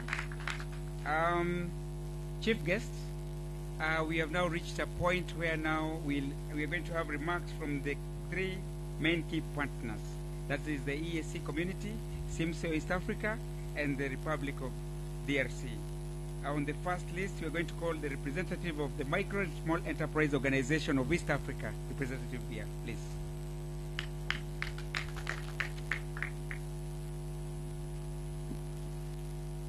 Congo, oye! Oye! Juakali, oye! Juakali, oye! East African Secretariat, East African Community, oye! Chief guest, protocol observed. I'm Peter Bossa, Chairperson, SIMSO, Uganda, and Treasurer General of SIMSO East Africa. I'm representing the Chairperson of SIMSO East Africa.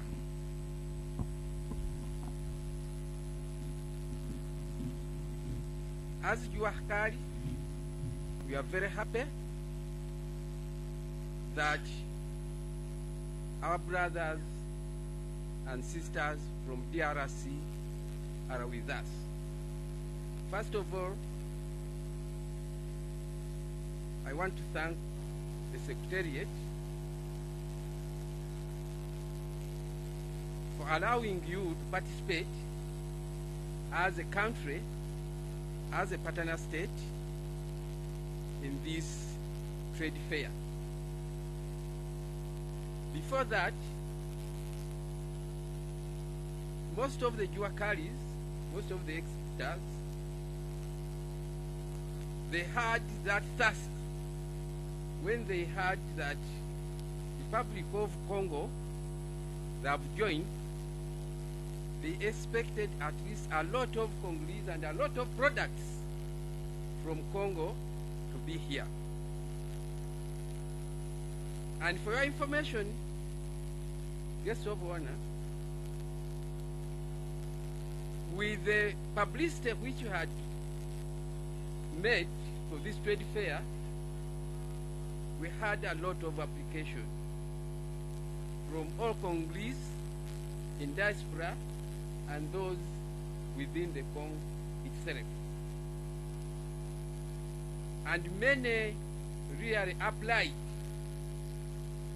We pray that the Secretariat allow them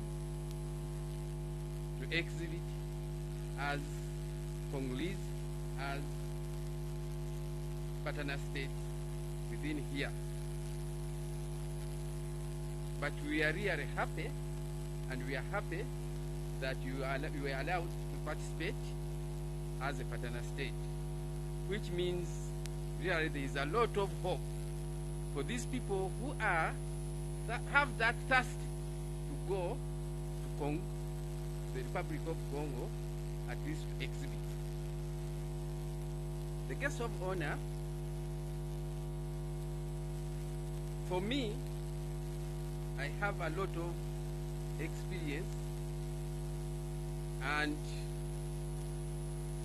many people were praising the dancing and the singing, the music from Congo.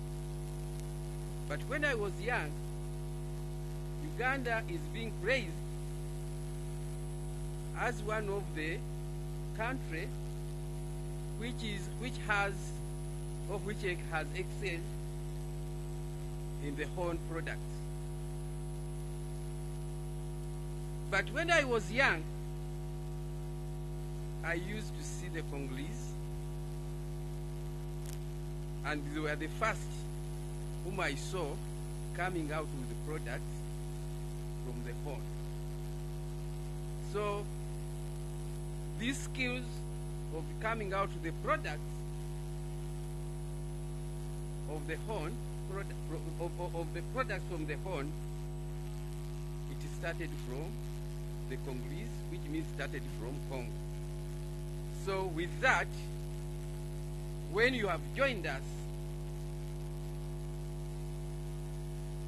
we shall get more experience. Maybe you are more advanced than us, because we did not know that there is also another Congo. Maybe from the time I saw you and now, maybe you have advanced in coming out with the own products than Uganda. Here in Uganda, when you talk of the Kitenji, even some of the people come out with the fake Kitenji, claiming, these are Congolese. Once you mention the Congolese Kitenji, people will rush for it, which means in textile we have a lot, and as a raw material, we are expecting a lot to get from Congo. So, as far as we are concerned, the Juakari, as far as we are concerned, micro and small, we are expecting a lot from Congo, and we are expecting a lot of technology which might be transferred. And because of that objective of this exhibition, I'm urging also Congolese to go around to copy a lot from these people, the exhibitors who are here. This is the 22nd exhibition. Uganda has hosted the 5th. But when you look at what we have, I'm requesting the Congolese that don't feel that your things are inferior, but this is another way of also gaining some confidence. Maybe you came when you think that maybe our things are inferior, you just compare with what you have. If you might find that you were expecting things to be at a higher level, when you have reached here, when things are at a higher level, your things are at a higher level, that is another confidence which your people or which the exhibitors from Congo they should have. And if you see they are inferior, that this is also another opportunity for you to improve, mainly in the package. Most of the exhibitors who will see that they have excelled, they started at your level and now are the best. And others, even whom you don't see here, have graduated to another level. So, in summary, I welcome you to this exhibition. We wish to join, even to come to your country. As SIMSO, it is the policy that when a new partner state comes, we always send a delegate or a delegation to the new partner state so that we can at least put this SIMSO in the country. So we are also expecting at least to have someone, we shall send someone to Congo so that to share experience and then to meet the Juakari who are there and have such a committee and establish SIMSO. Thank you very much. Thank you very much, Confederation of Micro and Small Enterprises Organization of East Africa, Regional Treasurer General. It is now an honor to call upon the representative of the EAC Secretariat, the platform from which we are performing this great trade fair. Thank you very much. EAC representative.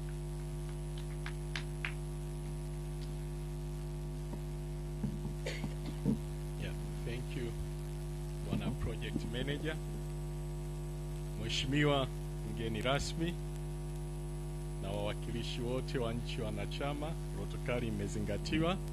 Basi kwa niaba ya Katibu Mkuu Jumuiya ya Afrika Mashariki, niungane na wajumbe walionitangulia kuwapongeza Wakongomani wote kwa siku hii yao ya leo.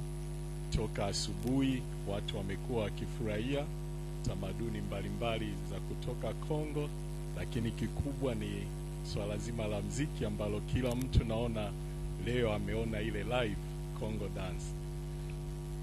Sambamba na hilo, basi nichukue nafasi hii pia kwa niaba ya Katibu Mkuu Jumuiya ya Afrika Mashariki kuleta salamu zetu za pole.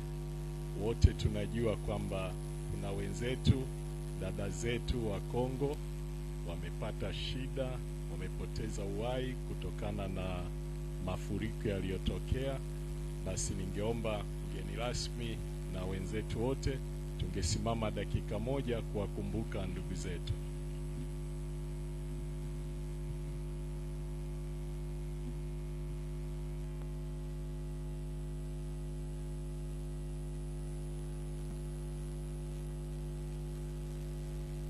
Roho za marehemu ndugu zetu wa Kongo waliopoteza maisha yao wapumzike kwa amani. Ndugu mgeni rasmi, hakika leo imekuwa furaha kwamba ndugu zetu wa Kongo kwa mara ya kwanza wameweza kushiriki kwenye maonyesho ya wajasiriamali wadogo ambayo leo ni siku ya 10 tuko hapa, na ndio siku ya mwisho ya kusherehekea kwa tamaduni ya nchi moja moja. Maonyesho yetu ya 22 ya wajasiriamali wadogo yamehusisha wajasiriamali 1341, 15 wakiwa wanatokea katika nchi ya Jamhuri ya Kidemokrasia ya Kongo. Tunaamini kabisa mwaka ujao ambapo maonyesho yatafanyika Burundi, tutakuwa na wajasiriamali wengi zaidi ili waweze kushirikiana na ndugu zao katika kubadilishana mawazo.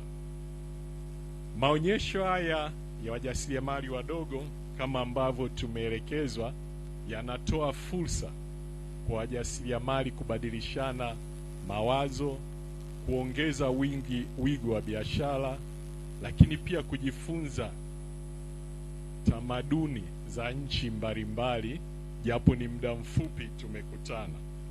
Kwa hiyo ni kitu kizuri, na kama ambavyo wengine wametangulia kuelezea, Jumuiya ya Afrika Mashariki inaangalia katika kukuza ubora wa bidhaa zetu. Kwa hiyo tunaamini lengo hili litafikiwa pale ambapo tutakuwa na wajasiriamali wadogo wenye nguvu. Kwa hiyo tungependa wenzetu wa Kongo ili nalo tulitilie mkazo kuhakikisha kwamba wajasiriamali wengi wanajitokeza na kushirikiana katika shughuli zetu za Jumuiya ya Afrika Mashariki. Sambamba na hilo, tunaamini kabisa kwa Jamhuri ya Kidemokrasia ya Kongo kuingia kwenye Jumuiya ya Afrika Mashariki, basi itasaidia wakongomani nao kupata faida ambazo ziliwafanya kuingia kwenye jumuiya hii kama zilivyoainishwa katika itifaki mbalimbali zinazosimamia mtangamano wa Jumuiya ya Afrika Mashariki, ikiwemo umoja wa forodha, soko la pamoja na umoja wa kifedha. Basi ninapomalizia nichukue nafasi hii kukushukuru sana mgeni rasmi. Tunajua ulikuwa na majukumu mengi, lakini umeweza kutenga muda wako kuja kujumuika nasi, na tunaamini tutakapomaliza taratibu zetu hapa, watu wote kutoka Afrika Mashariki wataendelea kufurahia siku ya Kongo ambayo tumeona toka asubuhi imekuwa ni siku ya baraka. Tunapata jua, mvua inataka kuja, inakimbia, lakini yote hii ni kuhakikisha kwamba wanajumuiya ya Afrika Mashariki wanaisherehekea kwa furaha siku ya Kongo. Asante sana, Mungu atubariki sote.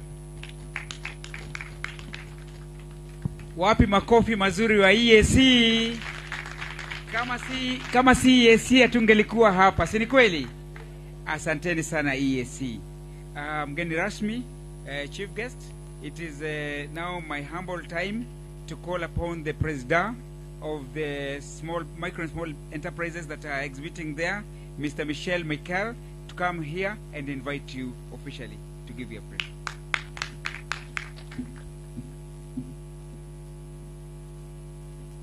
Congo oye! Congo oye! Mbote na biso.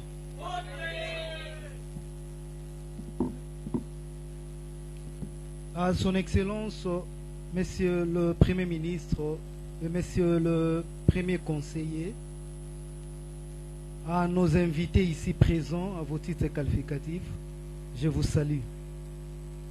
Je voudrais premièrement nous remercier d'avoir rehaussé de notre présence à cette première exposition. Pourquoi? Parce que nous, la RDC, ni ya kwanza kukua hapo. Ni ya kwanza, ndio maana munaweza ona kuna vitu mingi polepole tuko naanza. RDC sai tuko watoto. Inabidi mutusaidie gizi banasaidiaka mtoto kusimama juu ya kutembea.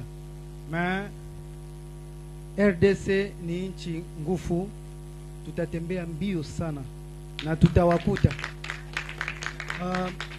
Je voudrais profiter de cette occasion pour appeler nisimamishe le premier conseiller, le chancelier, Monsieur Christian Katoto, si vous pouvez vous lever et vous approcher.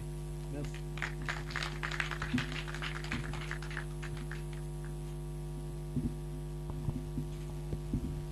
Wandugu wapenzi, amujambo. Wababa na wamama, amujambo. My brothers and sisters, good afternoon. Mes chers frères et sœurs, bonjour. Et vous les Ougandais, mes frères et sœurs, moi balenyo.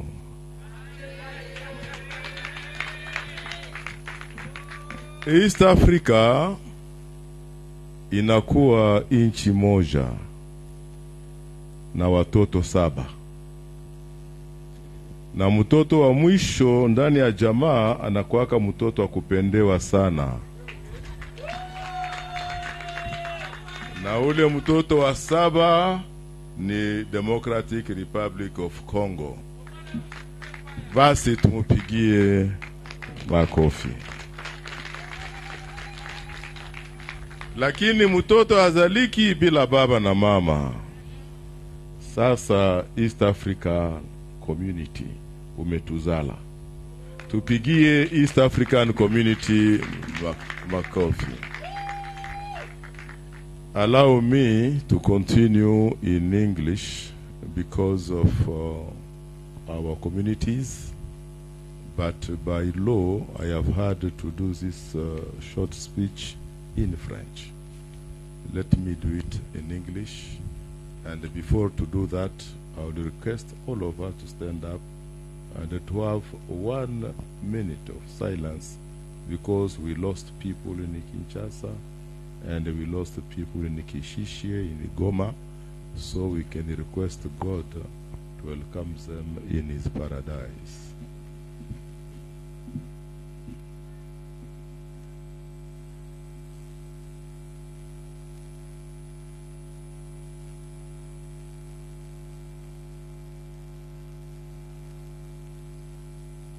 May their soul rest in peace.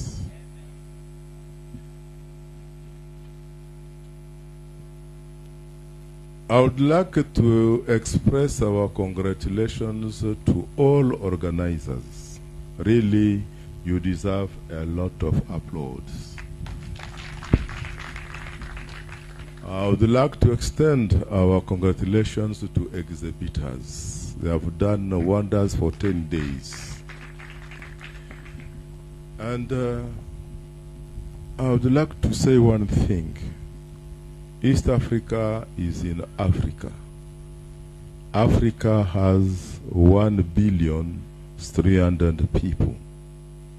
East Africa has 300 million people.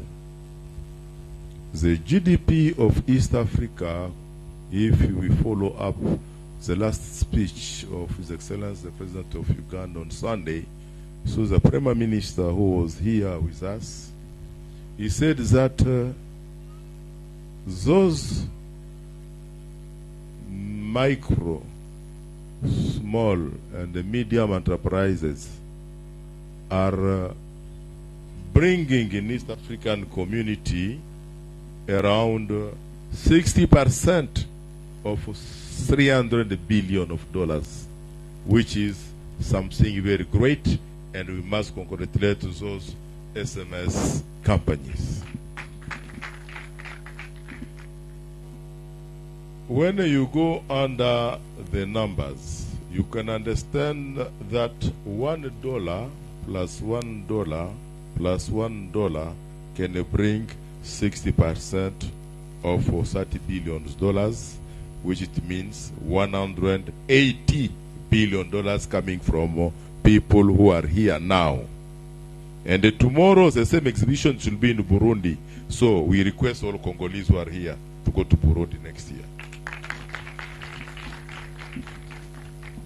If we see the theme of today, there is a proverb, a quote which is saying, to African problems, African solutions. Now we can say, to East African problems, African solutions. And our theme is to consume what we produce as East African community. Can I have someone to adjust this, because this is going down?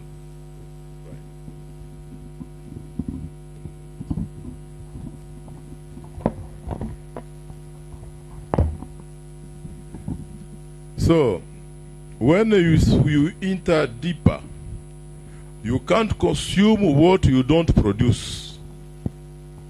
I'm requesting to us to produce more. People are saying Congo is coming in. That is true.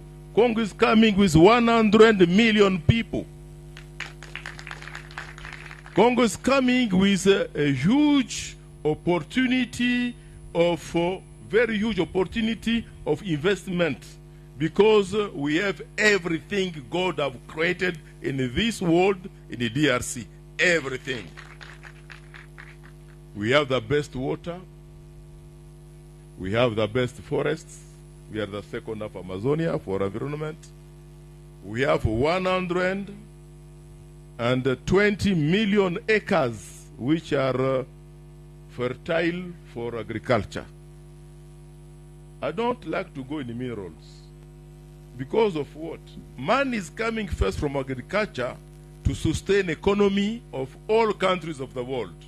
Like Uganda today, they are stable, eating well because of agriculture. So let us boost the agriculture of Congo, but the agriculture will need what? From East African community states to emphasize infrastructure, to link the Atlantic Ocean of Congo to the Indian Ocean of Dar es Salaam and Mombasa, Kenya and Tanzania. We have to link our railways from east to west, which is the northern corridor, the central corridor, the south corridor, so people can be linked by infrastructure to produce more. You can produce your rice somewhere in the DRC, many tons. If we don't have roads, railway, how can you do it? And we start with those people for agriculture. Now, to sustain that agriculture, it is now to go in minerals deals. This year, Congo welcomed more than 500 big traders from Kenya. They did a big summit in Kinshasa, in Kasai, in Goma, and in Lubumbashi. In June, there was an economic commercial summit between Uganda traders and the Congolese traders in Kinshasa. They went in Kinshasa and they went in Goma. Those are the starters of real economic integration between our nations. Tomorrow it will be South Sudan. Tomorrow it will be Tanzania. Tomorrow it will be Burundi. Tomorrow it will be other 2 or 3 countries to join us together and to do the business together. Where there is peace, there is development. Let us work for that peace. Let us work for that development. In short, I would like to say, when a young boy is doing a lot of noise, it means he has an old man behind him. And those old men are our head of states. So let us, to help us, we who are young, to grow up together to become also elders.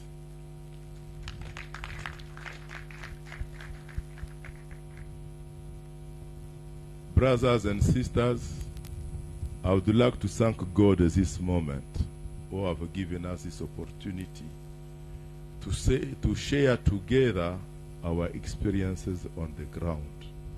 Again, all the exhibitors, we deserve you a lot of congratulations for what we have achieved in each of our countries. I respect every country. I respect all the traders, and they let us to be united so we can be more stronger.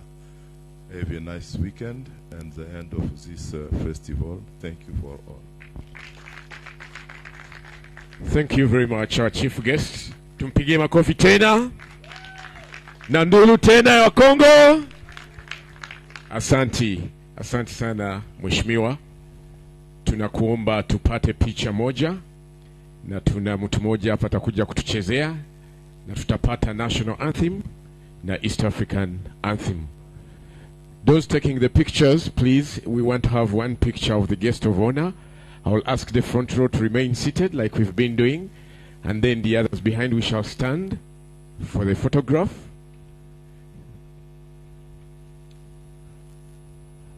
Photographer, please come.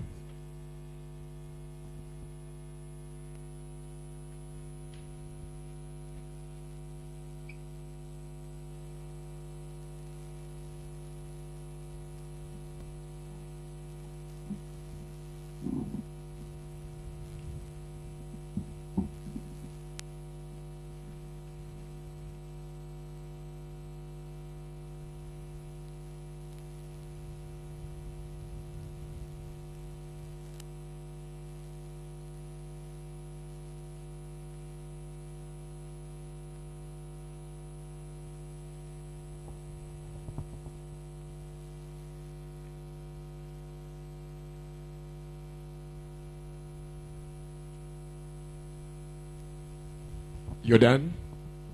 Okay. Wafanyabiashara kutoka Kongo wa mama, mgeni rasmi anaomba atumwende pale stage, atapata picha na nyinyi wote. Okay. Please come and let's have a picture with. Twende tupande pale kwa podium na tutapata picha na mgeni mkuu. Mgeni wa siku.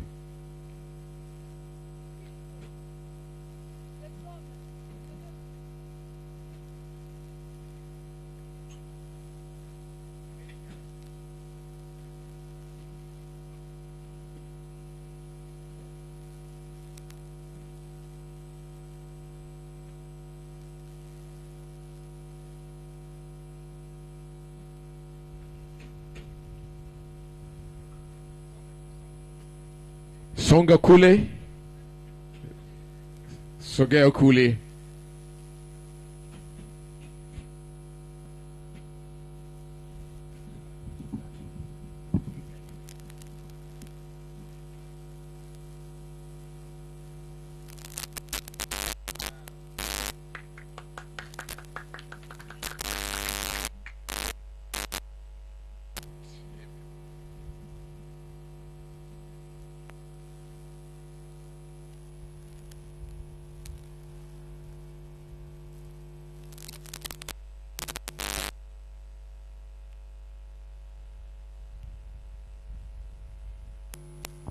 I guess you're done.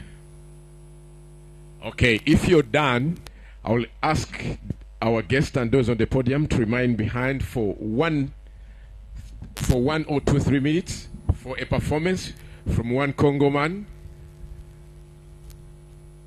And then we shall have the national anthem. Tuondoke stage.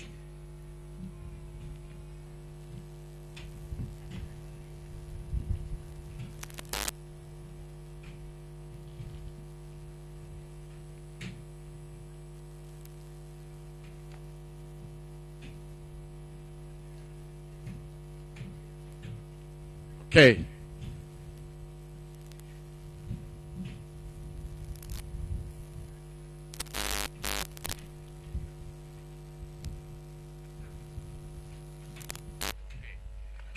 Hebu tupate muziki for 2 or 3 minutes.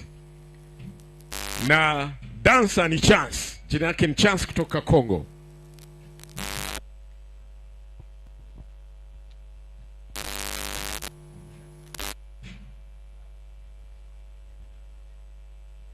Weka muziki bwana. Okay. Malu katonda bakole. Kutonda nkumba kutonda ni balela. Kutonda ntonto jiwanyinga la pankaji. Ujika ine malwele mulumulwe. Okay, tupige makofi kwake.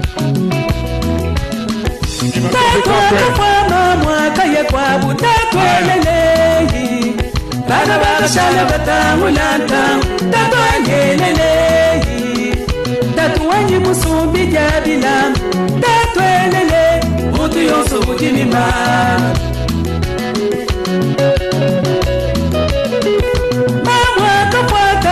Kutubenga bamweleleyi bana bakashala batangulata bamwanyeleleyi mamuwanyi munambi jachise bamweleleyi mutu yonso ujini male kweli kabisa. Maridiaso ayumanyichia malusetu wakokushe mutu yonso ujini mwende mwamuchima mweyo. Yo yo yo gemai yo yo yo balumya muchima selu bazalwa mal bakulu kwamba kuseki mwineba kumanyi manyichia malu sentu watu wakunshe mutu yoso ujini mwende muchima mweyo yo yo yo gemai yo yo yo balumya muchima selu bazalwa mal Congo juu. Moto wa moyo utuni mwende musuma. Batena nadu wanu bashanyi nebitalwe. Nadu kawu maswe kusomba ni bandu. Nadu hakujani hakulwaka. Nadu wa masanka ni makenge. Nadu hakulala ni kupika kwetu. Akwataba lejini bana babu. Akwataba lumeni bakashe. Akwataba bashi ni bapele. Nadu akwataba kumuba matunga yo yo yo kemai. Amila ikwakalo malwe. Kweli kweli kweli kabisa. Mulumenga nye wajintanda. Mukashika ye mutamba bakwabo utene ye ni malumunda. Alo wabwele mchaluka. Bantu bamwele jipoko mu. Wabwipa kwele. Yo yo yo kemai. Muntu wabwele mchaluka.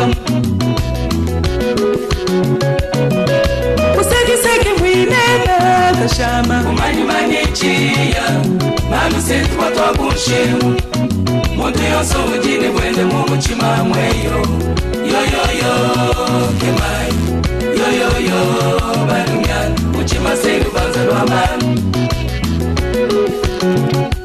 bakulu kwamba kuseki mwineba kakumina kumanyi manyichia malu sentu watu wakunshe mutu yonso ujini mwende muchima mweyo yo yo yo kemai yo yo yo balumya muchima selu bazalwa manu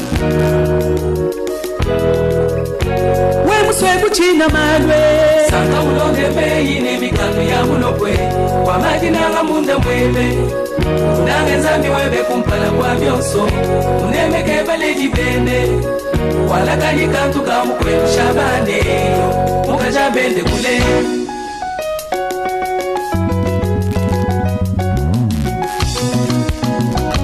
nabila ikwakalo malu ajikuba toka ni bafike ajimunda mwobo kwa bisambe atonda bantu munda mwa michima yabo baba wanye baba wanye nabila ikwakalo malu baba wanye baba wanye twabila ikwakalo malu baba wanye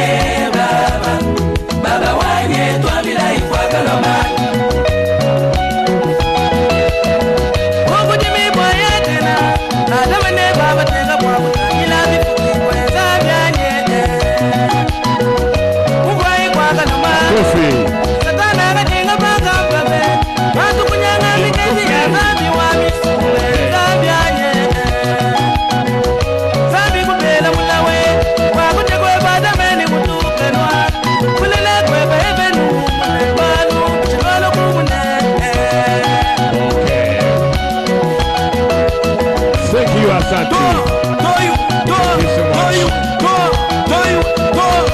Asante sana. Okay. Wewe. Moja mtegeta, moja chingwa chik, moja mchimono, moja chingwa chik, moja mdubesa, moja chingwa chik, moja mchimono, moja chingwa chik.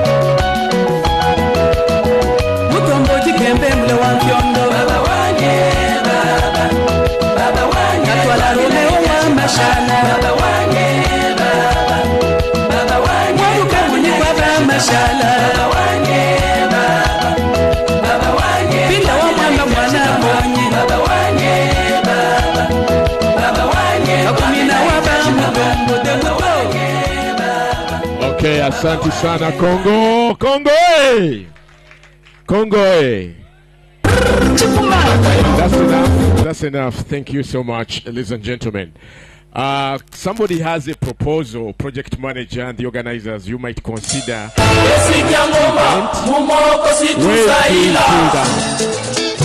Somebody proposes that in the next event, it is better if different countries are dancing for different countries on different days. So to our guest of honor like today would have been experiencing music from Sudan or Uganda, because he sees this every day in Congo.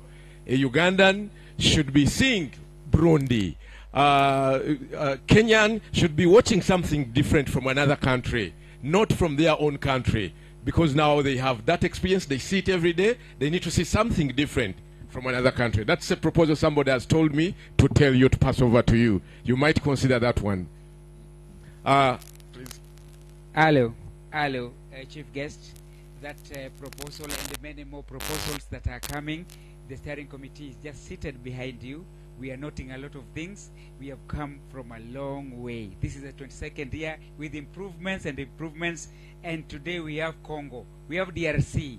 This is a great achievement of having them. We are going to consider a lot even more consideration. Thank you very much. Thank you. May I? DJ, can you please prepare the East African anthem and then the national anthem? Are you ready? Okay, shall we stand and have the East African anthem and then the national anthem of DRC?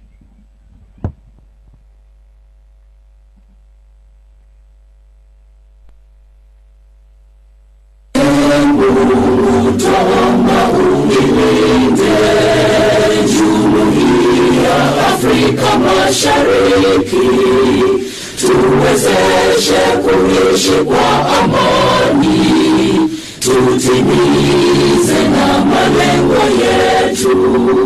Jamhuri yetu sote tuilinde, tuwajibike, tuimarike.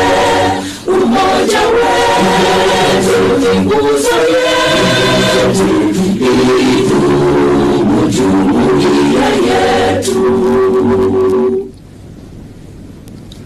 Uzalendo pia mshikamano iwe msingi wa umoja wetu, na tulinde uhuru na amani, mila zetu na desturi zetu. Jamhuri yetu sote tuilinde, tuwajibike, tuimarike. Umoja wetu ni nguzo yetu, idumu jumuiya yetu. Viwandani na hata mashambani, tufanye kazi sote kwa makini, tujitoe kwa hali na mali, tulijenge jumuiya bora. Jamhuri yetu wetu sote tuilinde, tuwajibike, tuimarike, umoja wetu ni nguzo yetu, idumu jumuiya yetu.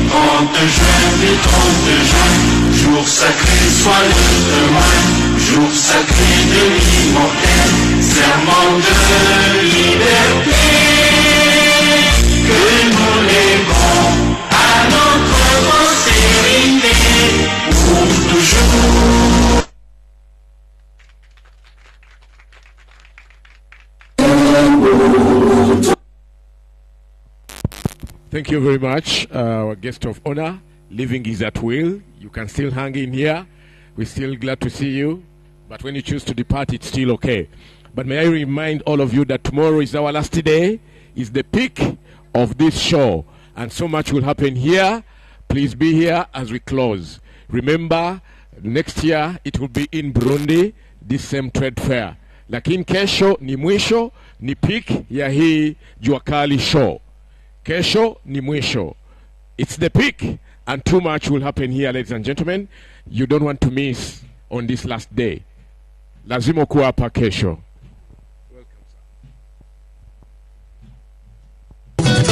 Eh oui, kokanisa kili wala kongie kokani.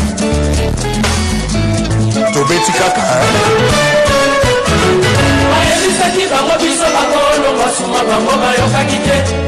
Richard Kabala, Acid Lengelo, le club. Na mame, nana koti ya tembe somoe. We are still here with Congo Day.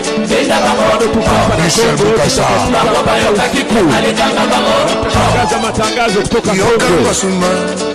Yokangwa sumai.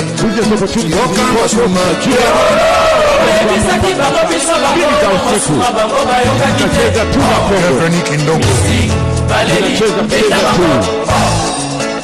Okay. Nazaiko oya kotele mabina te nani bayebisaki bango biso bakolo basuma bango bayokaki te Yuda Matingu baleli benda bango bango bayokaki te alekaka bango Chochori mama na Sacha Son excellence Madeleine Mbemba tutakuwa patakoso kwa kesho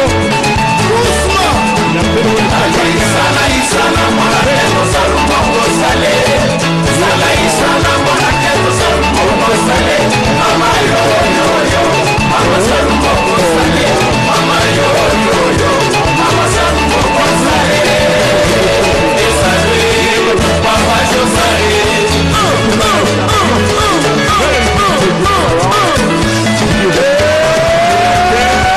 Simba Alino Yes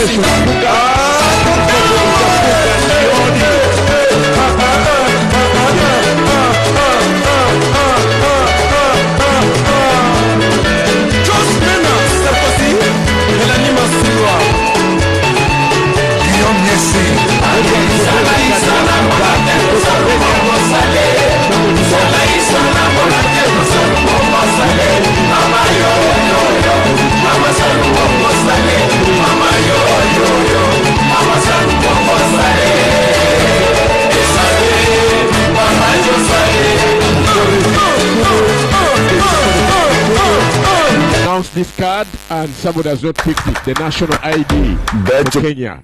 Jamhuri ya Kenya, Republic of Kenya, national ID, please. Ukuja hapo party. Play, bet to win. Okay.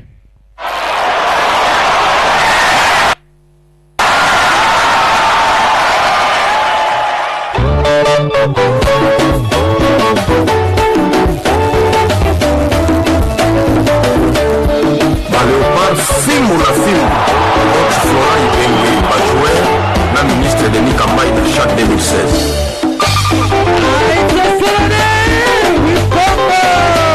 Joël Timothy Falenge baimekile film balingi bapatapata gilusa bisu etie luvumbu na meshaki elia balobi batika makambo pambapamba wana babaluka bazwa filmu na bango mineur mokelo monaki filmu ya liboso simayo mosimlombe ya architecte PDG Garcia Makumbi Alex Mfumutsi na moja kungena na episode bino ikesiki na ngolama odisisona merveille waluke mbuma Jos Globalisa Nyoka Umeto na Christian Gini balobi mingi bafuaze tobeta baoka katane excellence Nyamogabu lelo pona mungu pe boliaka kwa na kwanza ufalebo kwanza excellence Félix Kabangi Numbi Dr Jeff Mjali Depeta Général Diego Banze Lubunji Bana Benfica na Rwanda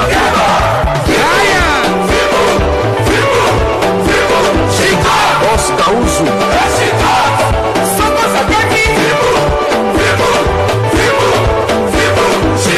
Muyombe Bosch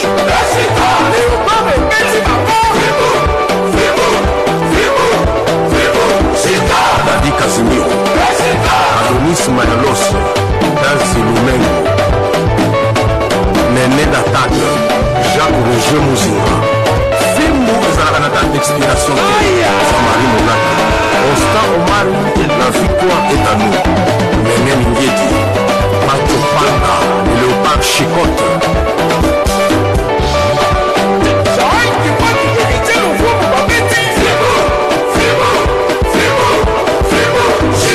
Mathieu Mobini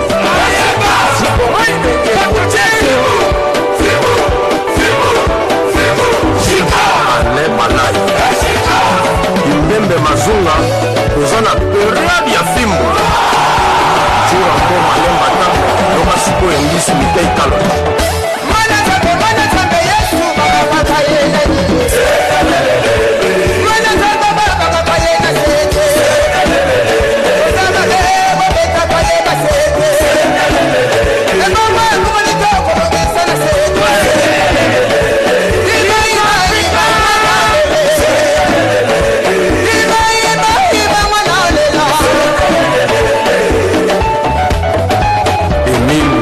Soko, Grève de carolage à Wechi, Alphonse Ngoïka Sanchi, Julie Dienda, Ablé, Landry Bedel Ikopo, Seb Jean-Louis Inafa, Alain Zinga, Dabi Mizwa, Alain Roubiza, Maître Jamos Full Option.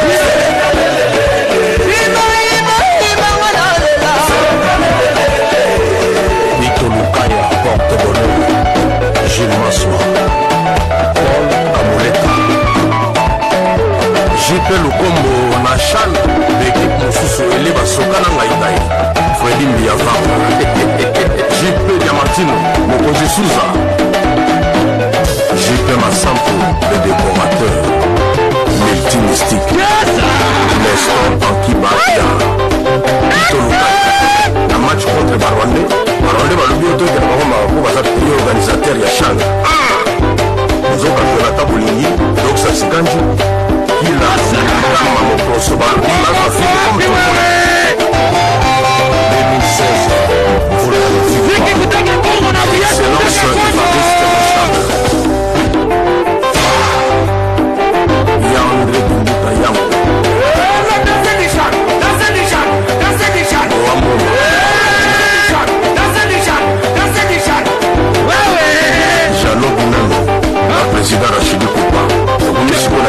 national na bakide nzoka bayebaki te coach de jeune Boulaïma esalakisa banzo pro ya mystique epai ya batampile na to héritier na la lubelo major luzongo bakotaki na bapenalti me poto ekomi moke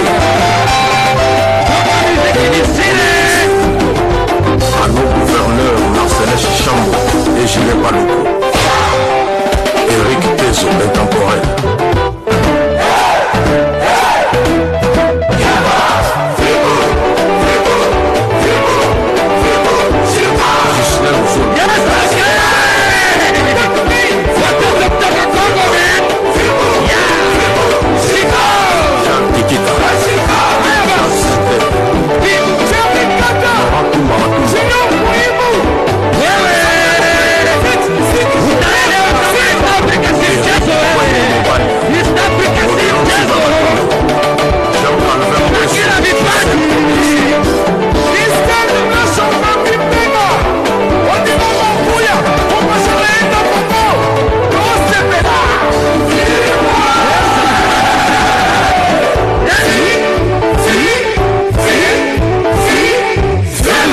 compétition ekomi elengi bamatch elongo ya noir et blanc ekomi ekolele bakonsi epesami na mercier mbunganga michel mika ekitulengu zakari mungu frank mfuku jean-marc mondele cédrik molubi na yanik bangala ena fimu mpona final emery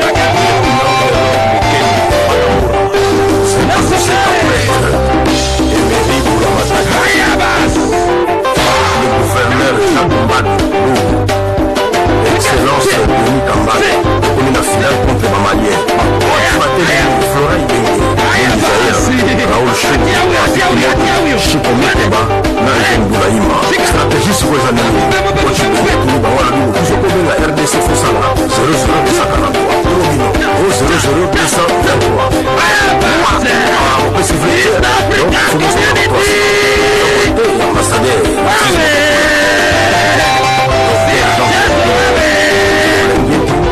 Jean-François yango mpona bakongole moto nyonso aza na talent kasi ganye nde po babenga yo champion léopard fimbo na fimbo. Get that World Cup feeling before the first whistle blows with DSTV's brand buzzing new podcast, DSTV Football Buzz. Featuring prominent influencers from across Africa, we'll be covering everything to do with the FIFA World Cup Qatar 2022.